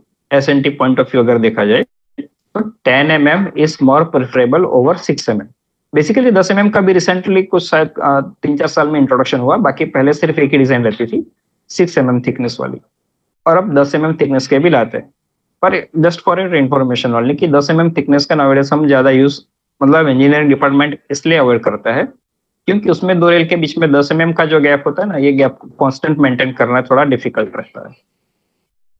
पर ऑप्शंस दोनों ही होते हैं, हालांकि डिफिकल्ट है, but even the nowadays we are procuring only 10 mm thickness insulated joint या ग्लूड जॉइंट। तो अच्छा, ये थोड़ा एक याद रख लीजिएगा, भले ही कोई मैनुअल पढ़े भी या ना भी पढ़े, लेकिन ग्लूड जॉइंट या इंसुलेटेड जॉइंट का मैन्युफैक्चरिंग के लिए भी एक सेपरेट मैनुअल बनाया गया है, that is known as manual for glued insulated rail joint. Glued insulated rail joint, it is manual for the glued insulated rail joint.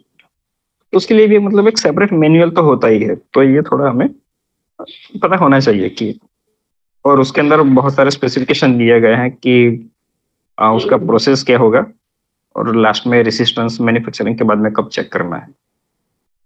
ठीक है सर, तो ये सारी चीजें भी थोड़ा पता रखिएगा।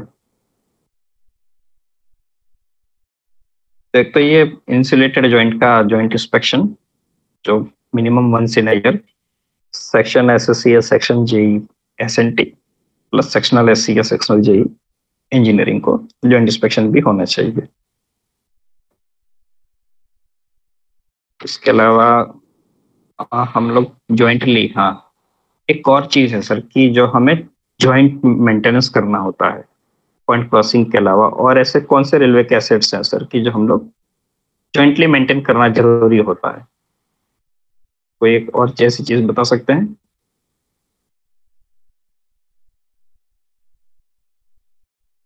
You see, user is the traffic department. चाहे कोई भी एसेट होता है तो वो एसेट का एंड यूजर तो जनरली ट्रैफिक डिपार्टमेंट ही रहता है, पर because we are the sole custodian, कुछ चीजें ऐसी होती है कि जो हम खुद मेंटेन करते हैं, कुछ चीजें ऐसी होती है कि that is your part of maintenance, but there are some of the items which are suppose to be maintain jointly. ऐसी एक और कौन सी चीज होगी सर कि जो हमें जॉइंटली मेंटेन करना ज्यादा जरूरी है? ऐसी एक चीज होती है ना सर कि इंटरलॉक लेवल क्रॉसिंग गेट, मतलब जिसमें हम लोग लिफ्टिंग बैरियर को एक मोटर से या पावर से ड्राइव करते हैं, लॉकिंग अनलॉकिंग करते हैं, उसके बेस पर गेट सिग्नल रहता है, उसके पहले एक डिस्टेंस सिग्नल भी रहता ही है। तो एक ये चीज थोड़ा उसमें ध्यान में रखना है। ये मतलब ये आपका जो एसेंट का जो मैनुअल है उसका तो मुझे उतना नहीं जानकारी है, पर जो लिफ्टिंग बैरियर है ये भी कम से कम वंस इन 15 डेज, ये इंजीनियरिंग का जो गेट ऑपरेटर रहता है, गेट ऑपरेटर को एसएनटी डिपार्टमेंट के ऑथराइज्ड ऑफिशियल के सामने स्लाइडर जो होता है कि जो लिफ्टिंग बैरियर के फेलियर में यूज करते हैं, वो स्लाइडर जो है ना minimum once in 15 days jointly inspection करवाना है। यानी कि एसएनटी को ऑब्जर्व करना है कि क्या स्लाइडर प्रॉपरली ऑपरेट हो पा रहे हैं, नहीं हो पा रहे हैं। बाकी उसके अलावा जो भी स्लाइडर से डेली बेसिस पर it is the duty of each and every gateman कि वो जब भी ड्यूटी रिज्यूम करता है तो कम से कम एक बार अपने स्लाइडर्स को चलाकर चेक करे कि वो स्लाइडर प्रॉपर लॉक हो रहे हैं या नहीं हो रहे हैं। लेकिन स्लाइडर के ऑपरेशंस के बारे में वहाँ के कॉन्सर्न एसएससी या जेई सिग्नल को मिनिमम वंस इन 15 डेज उसको चेक करवाना है उनकी प्रेजेंस में, and he have to write his observation in the observation book kept at LC gate कि उसके स्लाइडर में कोऑपरेशन में कोई प्रॉब्लम है या नहीं, जो भी है वो लिखना भी होता है। तो ये 15 डेज में एक बार लेवल क्रॉसिंग के स्लाइडर्स को चेक करवाना रहता है। इसके अलावा कोई और पॉइंट अगर कुछ याद आ रहा है सर कि जो भले ठीक है मे बी शायद ज्वाइंटली ना हो, लेकिन आपको लगता है कि ये आपके इंटरव्यू के लिए या तो एग्जाम के लिए जरूरी है, तो ये भी प्लीज थोड़ा डिस्कस कर लेते हैं अगर थोड़ा मुझे याद करवाएंगे तो।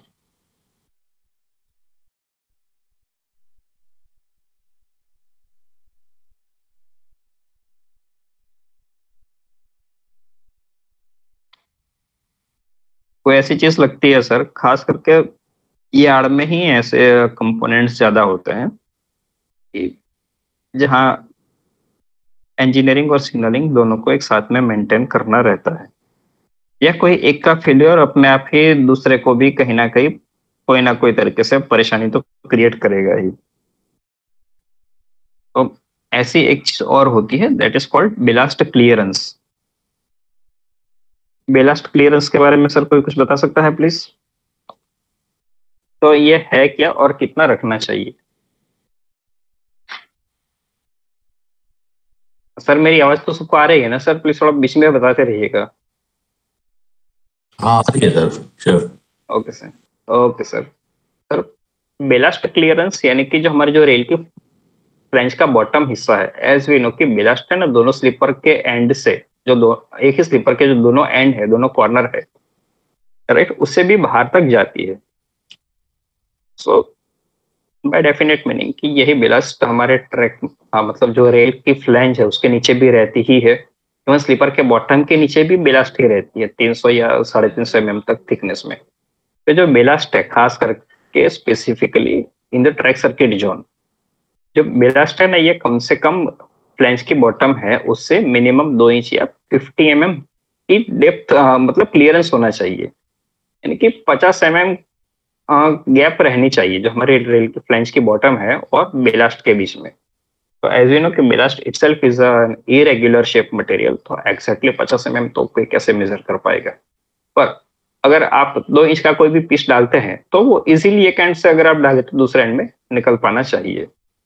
Even we can use the road for, कोई भी एक रोड ऐसा लकड़ी कोई भी चीज यूज कर सकते हैं जो मोटा, I am once again repeating कि 50 mm ये ना, कई बार इसको लेकर क्लैशेस भी होते हैं कि नहीं ये देखो 2 इंच की थिकनेस के ये ऑब्जेक्ट है, पूरा पूरा अच्छे से पास नहीं हो पा रहा। बट एट एन एवरेज अगर हम रैंडम ऑब्जर्वेशंस लेते हैं तो वो हमारे पास 50 mm का क्लियरेंस होना चाहिए।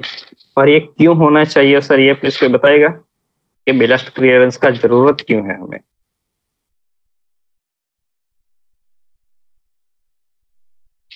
और ट्रैक सर्किट मेंटेनेंस।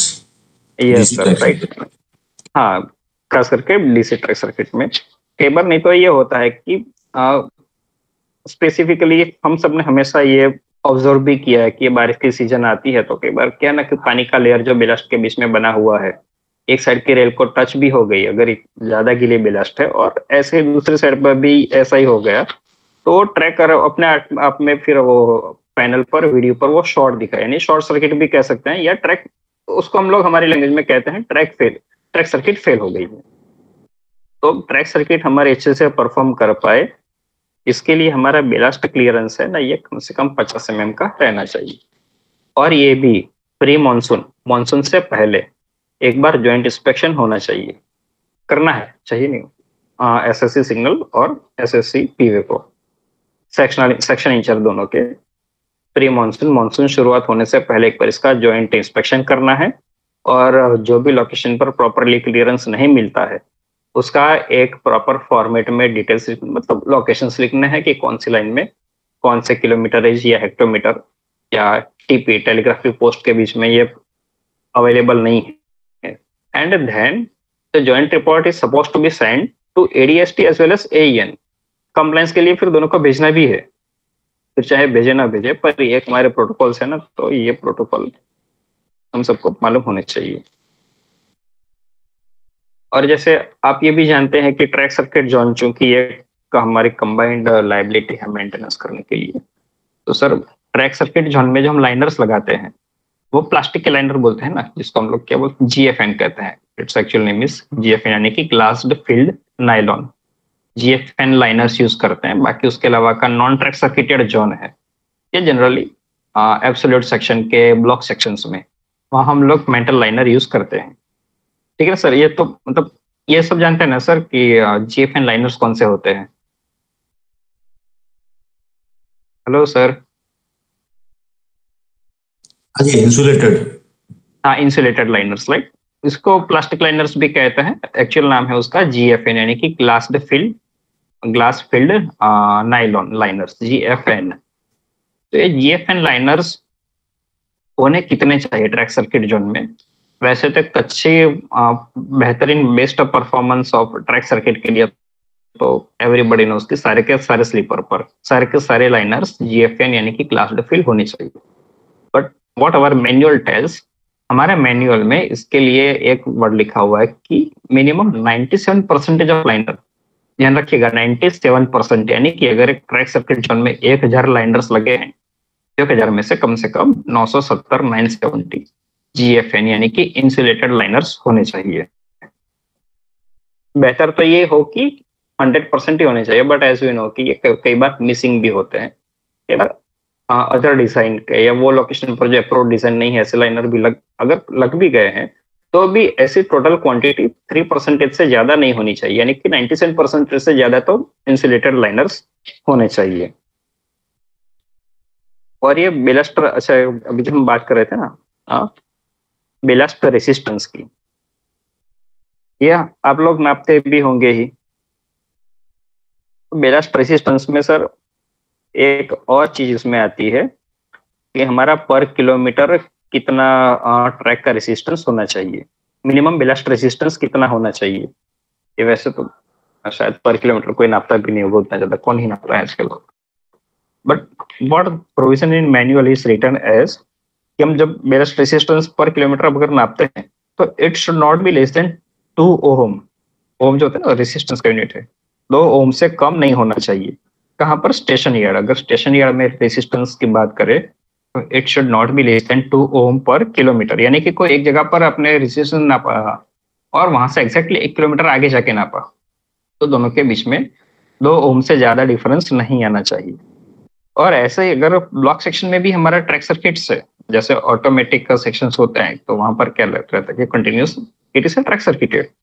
तो अगर ब्लॉक सेक्शन हमारे कोई सर्किटेड से ट्रैक सर्किट फिक्स की गई है तो ब्लॉक सेक्शन में ये लिमिट होती है 4 ओम। 4 ओम पर किलोमीटर से ज्यादा लॉस नहीं होना चाहिए, और स्टेशन यार्ड में ये वैल्यू होती है 2 ओम। वो HM ओम जानते हैं ना, और जो रेसिस्टेंस नापते हैं आप लोग, तो स्टेशन यार्ड में 2 ओम की लिमिट होती है पर किलोमीटर। ब्लॉक सेक्शन में लिमिट रहती है 4 ओम पर किलोमीटर की।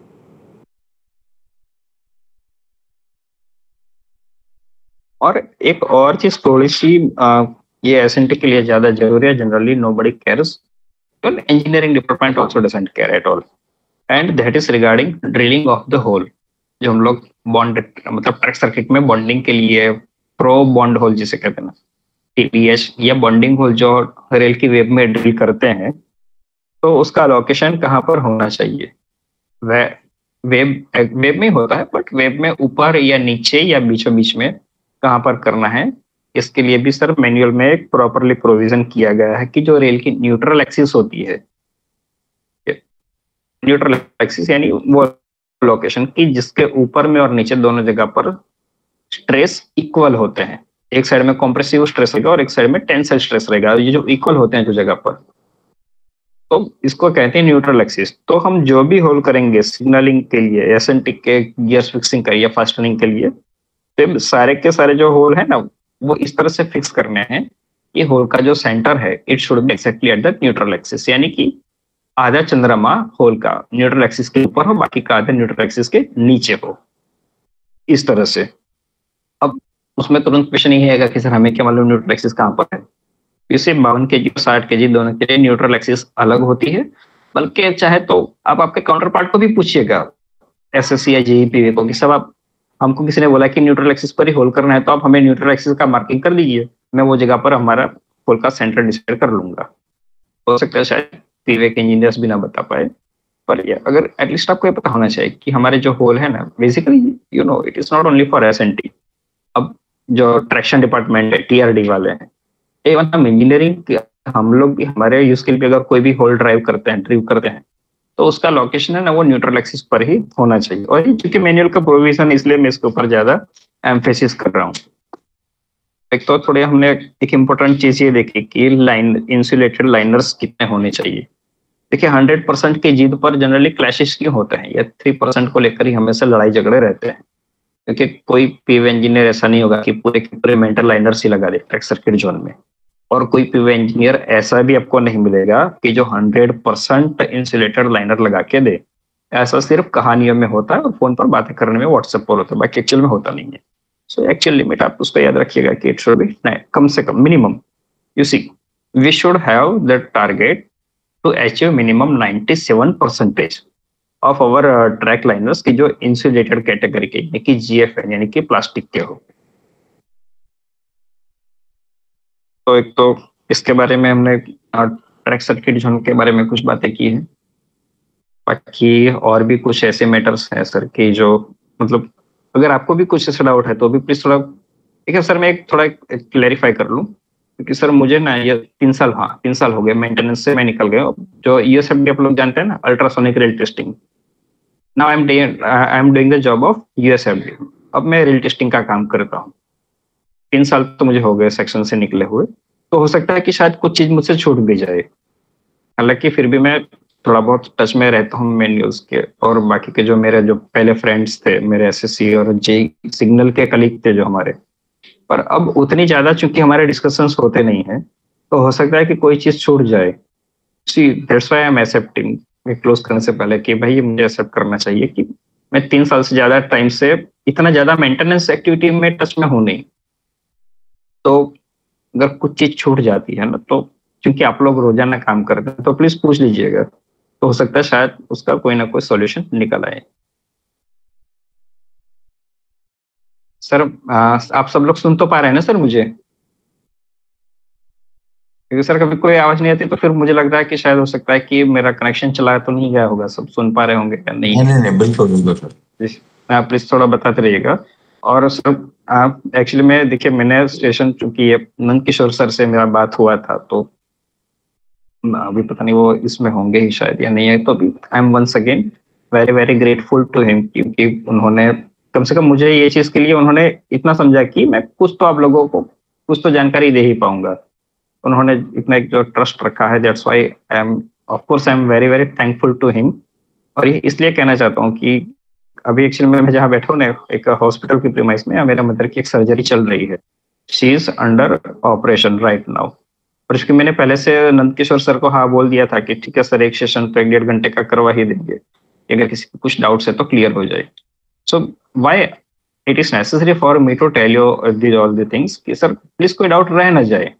मेरा यही इंटेंशन है कि किसी का भी कोई भी डाउट रह जाता है सर, तो ये मेरे लिए फिर अच्छी बात नहीं है, मुझे थोड़ा बुरा लगेगा यार हमने 1.5 घंटे कुछ बातें की लेकिन फिर भी कोई चीज रह गई। और शायद आपको भी उस वक्त लगेगा कि अरे सर इतनी बड़ी बात है कि ये थोड़ा ये सेंटेंस बढ़ा ही देते, ये हमको पूछ लिया एग्जाम में या तो ओरल में, ये तो आप भूल ही गए बताना, ये आपने छोड़ दिया। तो मेरे कुछ लिमिटेशन है सर कि मुझे 3 साल के आसपास टाइम हो गया है। सर आपने बहुत अच्छा बताया सर, कोई डाउट नहीं है। जी जी थैंक यू सर। अच्छा आपने बताया सर, आप प्लीज मतलब पूछिए सर एटलीस्ट। आपने ऐसी चीज जी सर, आपने हॉस्पिटल में बैठे आपने क्लास ली है, वो बहुत अच्छा हमको थोड़ा फीलिंग भी हुआ है कि आपने इस सिचुएशन में हमको थोड़ा पढ़ाया और थोड़ा रिवीजन कराया। हाँ मतलब पढ़ा तो फिर भी सर ये वर्ड तो थोड़ा मोटा लग गया, उसमें फिर क्या है ना कि वो बहुत बड़ा वर्ड है, बट डिस्कशन हम कह सकते हैं कि हमने कुछ बातें की जो हमारे काम की थी, जरूरी भी थी। हाँ सर, काम की सर आपने अच्छा बताया सर। ठीक है सर। और एक्चुअली में क्या वैसे भी सर डॉक्टर साहब ने बोला है यहाँ पर कि वो 4:30 बजे तक तो मेरे मदर की सर्जरी में बिजी रहेंगे। सो आई थॉट कि वैसे भी बैठना ही है, तो चलिए एक ये चीज के लिए मैंने पहले से मैं कमिटमेंट कर चुका था, तो we should not miss this one. Sir start करें सर। जी सर, मोर देन सफिशिएंट आपने बता दिया। जी जी सर। और सर इसमें एक और चीज जो इतनी ज्यादा हम दोनों के कोरिलेटेड नहीं है, इंजीनियरिंग और एसएनटी को, पर अभी एज यू नो कि हमारा जो मिशन था कि पूरे भारतीय रेलवे को 100% इलेक्ट्रीफाइड करना है। ये बेसिकली ये तो सर पहले जो हमारा टारगेट था ना, इट वाज अप टू दिसंबर 2022, मतलब ये पूरे मिनिस्टर का एक मिशन था, गोल था कि 2022 के दिसंबर यानी 2023 में जाने से पहले हम अपना पूरा ट्रैक को इलेक्ट्रीफाइड कर लेंगे। ठीक है, तो ये थोड़ा एक टीयर ट्रैक्शन वालों को लेकर भी कुछ जानकारी है कि जो थोड़ी सी मालूम होनी भी चाहिए। हालांकि आई एम रिपीटिंग कि ये जॉइंट इंस्पेक्शन का या जॉइंट मेंटेनेंस का हिस्सा नहीं है, पर अब बहुत सारी जगह पर, मोस्ट ऑफ सभी जगह पर टीआरडी के वर्क चालू हो गए हैं, इलेक्ट्रीफाइड सेक्शन बना दिए हैं। तो इसमें एक चीज आती है कि सेफ्टी रेडियस कहते हैं, यानी कि वो दूरी की वो डिस्टेंस कि मिनिमम उतना डिस्टेंस हमें मेंटेन करना है ओएचई से, सॉरी उनके लाइव कंडक्टर से, कि जिसके कारण कोई इलेक्ट्रोक्यूशन का प्रॉब्लम या कोई डेंजर ना रहे। तो इसको हम कहते हैं सेफ्टी रेडियस। तो जो सेफ्टी रेडियस होती है ना सर, इट इज 2 मीटर, यानी कि हमारे ओएचई के जो लाइव कंडक्टर्स है उससे 2 मीटर के अंदर में हमें 2 मीटर की रेडियस में कुछ भी काम नहीं करना है, ना ही कोई भी ऐसा कंडक्टिंग ऑब्जेक्ट हमें वहां ले जाना है, भेजना भी नहीं है, ले भी नहीं जाना है। इसे हम सेफ्टी रेडियस कहते हैं। तो सेफ्टी रेडियस जो होती है जिसे 2 मीटर कहते हैं, तो उसके 2 मीटर के अंदर के एरियाज को हम डेंजर जोन मानते हैं। अब अगर हमें डेंजर जोन में यानी सेफ्टी रेडियस के अंदर अगर जैसे आप लोगों को भी कुछ भी काम करना है तो उसके लिए मतलब टीआरडी डिपार्टमेंट को कंसल्ट करना है। वो लोग जब उनका पावर ब्लॉक लेते हैं उसके बाद में ही ये 2 मीटर के अंदर में काम करने। एक और चीज है इसमें, 4 मीटर की दूरी ये होती है सर कि जैसे अच्छा आप लोग भी जानते हैं ना कि कई बार हम लोग नाइट इंस्पेक्शन या 1 डे में भी जॉइंट इंस्पेक्शन फुट प्लेट भी करते हैं to ensure the visibility of signals. Okay, कि जैसे कहीं कोई बीच में पेड़ आ गया है क्या, सिग्नल्स के ऐसी कोई टहनियां है कि जो सिग्नल की दृश्यता को बाध्य करते हैं, मतलब ऑब्स्ट्रक्शन क्रिएट करती है।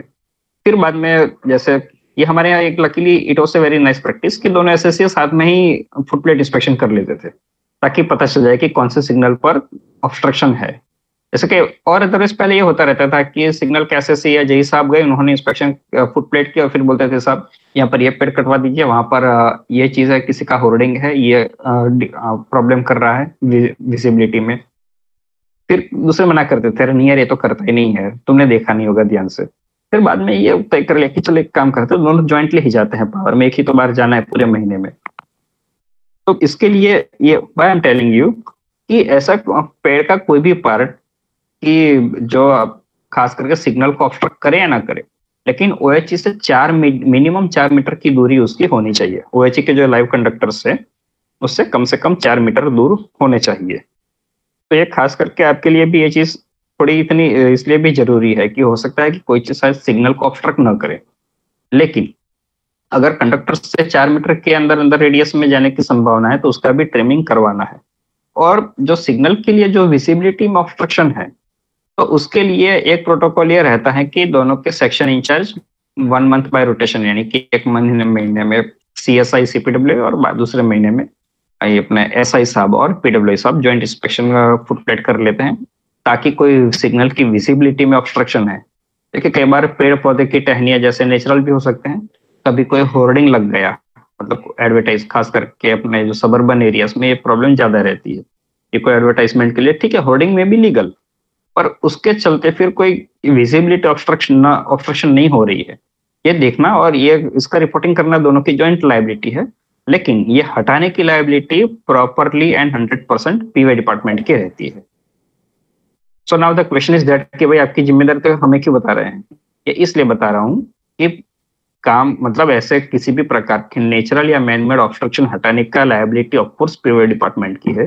बट इफ यू नॉट, या सिग्नलिंग डिपार्टमेंट का कोई भी अगर रिप्रेजेंटेटिव वहां प्रेजेंट नहीं रहेगा, ठीक है, फिर बाद में यह प्रॉब्लम रहती है, कह रहे सर ये टहनी अपने आधी काटी पूरी काट देते तो ज्यादा अच्छा रहता।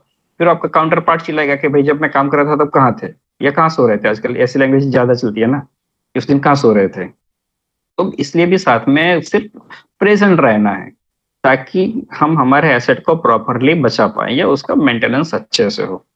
तो यू सी मैनुअल के हिसाब से लायबिलिटी या उसकी रिस्पॉन्सिबिलिटी तो इंजीनियरिंग डिपार्टमेंट की ही है, पर कंप्लायंस करवाने का लायबिलिटी S&T डिपार्टमेंट की है। तो ये चीज थोड़ा इसको ध्यान में रखना है सर। उसके अलावा सर जॉइंट इंस्पेक्शन मतलब जॉइंट मेंटेनेंस जो हम ट्रैक करते हैं, एक मेंटेनेंस होता है सर हमारा ये बेलास्ट क्लीनिंग मशीन, यानी कि डीप स्क्रीनिंग, आइटम का नाम है डीप स्क्रीनिंग, और जिससे करते हैं जो मशीन से उसको कहते हैं BCM, सबने सुना ही होगा ना सर, यानी बेलास्ट क्लीनिंग मशीन का। एक JPO था मेरे पास पड़ा होगा ना, तो मैं नंदकिशोर सर को भेज दूंगा, पर उसमें ये मेंशन किया गया था ऐसे नो कि जो बेलास्ट क्लीनिंग मशीन जो होती है वो स्लीपर के नीचे 300 mm तक नीचे उसकी चेंज चलती है, स्लीपर के बॉटम से, स्लीपर का जो बॉटम होता है उससे भी 300 mm नीचे BCM मशीन की चेन चलती है। तो कई बार ये होता है कि अगर S&T डिपार्टमेंट या अदर डिपार्टमेंट के कोई केबल्स पास हो रहे हैं, वो किसी को मालूम नहीं होता है, ना वहाँ के कॉन्सर्न SSC सिग्नल को मालूम रहता है, ना इंजीनियरिंग ऑफिसर्स को पता रहता है। अब मालूम नहीं है और मशीन चलाते गए पता चला कि केबल कट गए और सारे के सारे सिग्नल या तो बहुत सारी ट्रैक सर्किट एक साथ में फेल हो गई।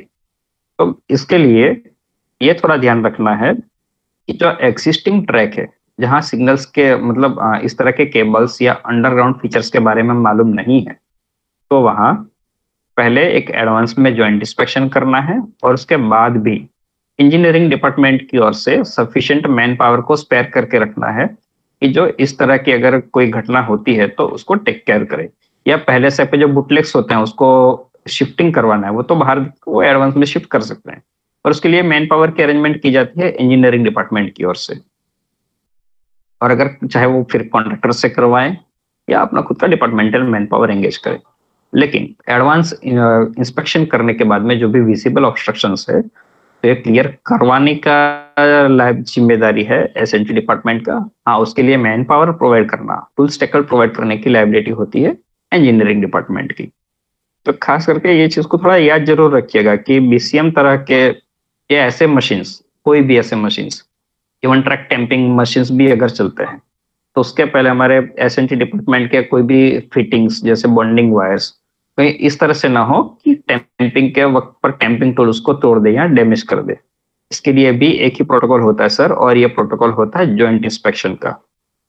एक बार जॉइंट इंस्पेक्शन यही सबसे बड़ी चीज होती है, क्योंकि बाद में जब भी कोई डिस्प्यूट होता है ना तो उस वक्त जॉइंट इंस्पेक्शन में क्या लिखा गया था यही माना जाता है।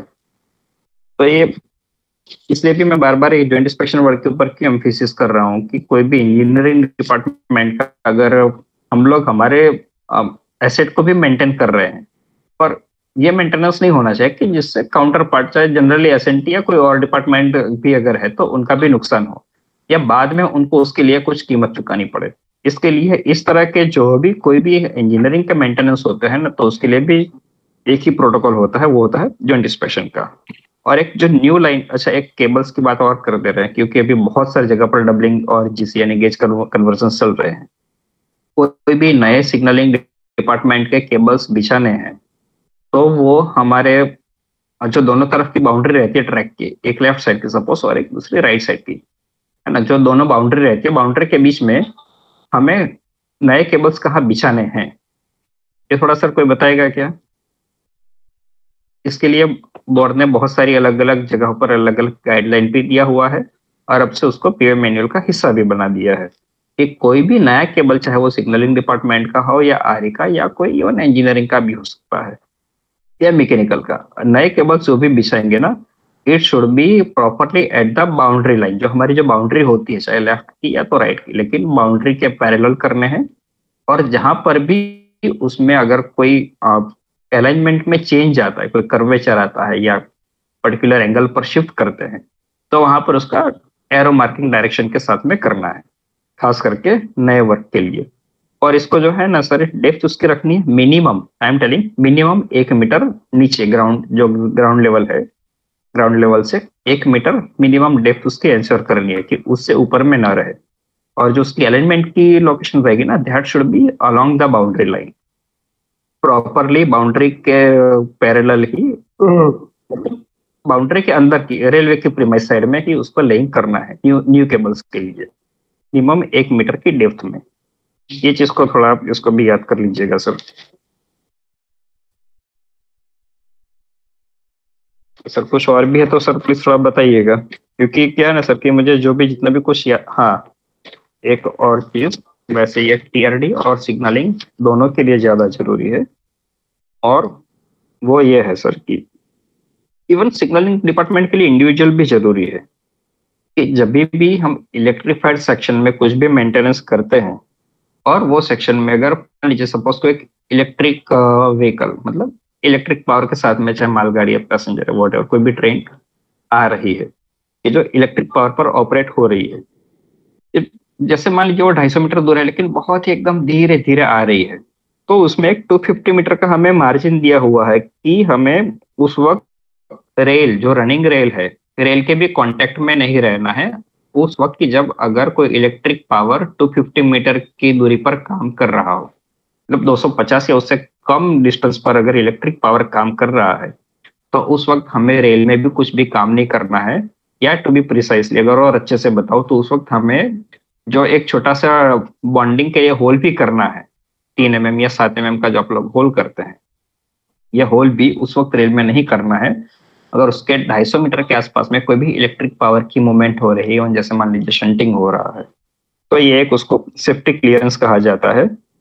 ये सभी के लिए, पीवे के लिए तो है ही, एसएनटी के लिए भी है।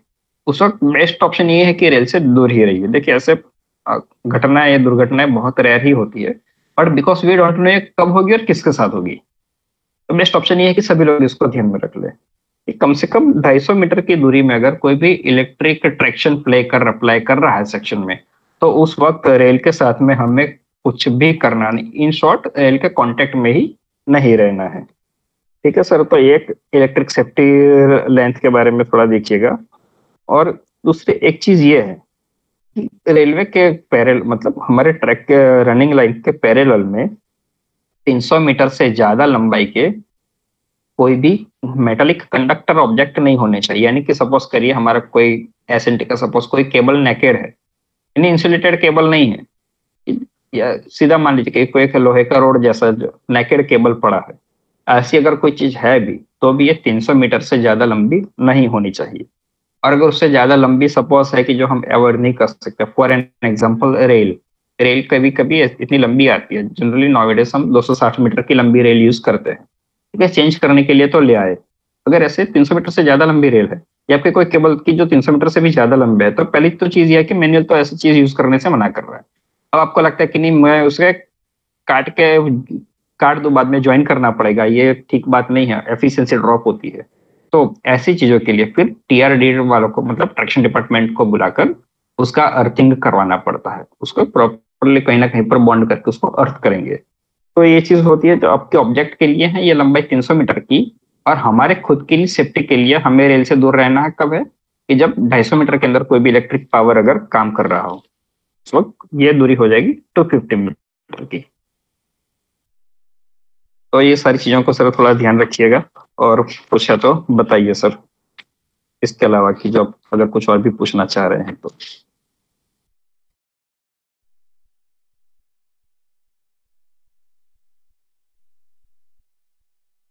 सर कुछ प्लीज मुझे थोड़ा रिमाइंड भी करवाते रहेगा कि भैया ये बात छूट गई है, तो हम उसको भी कलेक्ट कर लें सर, साथ में एक बार थोड़ा डिस्कशन में ले लेंगे।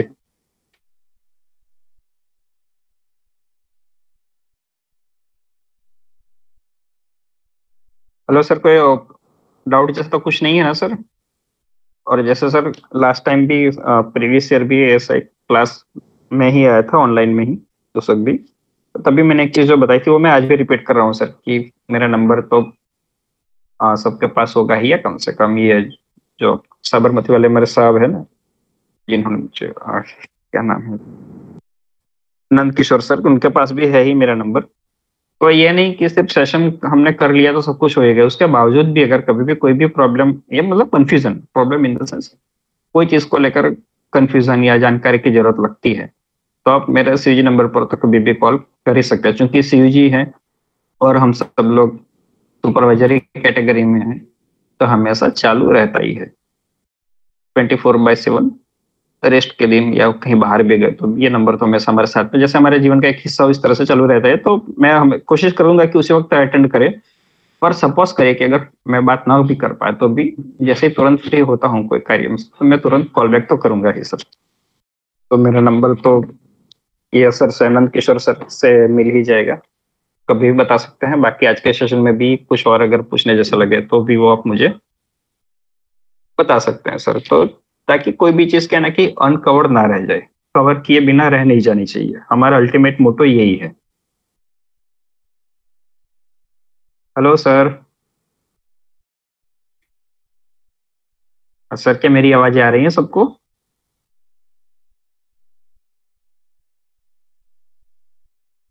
सर मेरी आवाज आ रही है ना सर सबको? हाँ, आवाज आ रही है, काफी कुछ क्लियर हो गया है, और कुछ जी डाउट जी हो सर, गए तो बाद में आपसे जी कॉल करके पूछ हाँ लेंगे। जी बिल्कुल, जी जी जी सर। तो मतलब उसमें सर आप कोई हेजिटेशन मत रखिएगा, मैं कभी भी आप कुछ भी चीज को लेकर बात करना चाहे तो मैं अवेलेबल तो हूँ ही सर। ठीक है सर, बिल्कुल बिल्कुल, तो थैंक यू। सर एंड कर सकते हैं ना सर सेशन को? हाँ, अगर कर जैसे सकते कुछ खास ना हो तो सर एंड करें ना सर। बिल्कुल। Okay sir, once again sir मैं आप सब लोगों का sir I am very very thank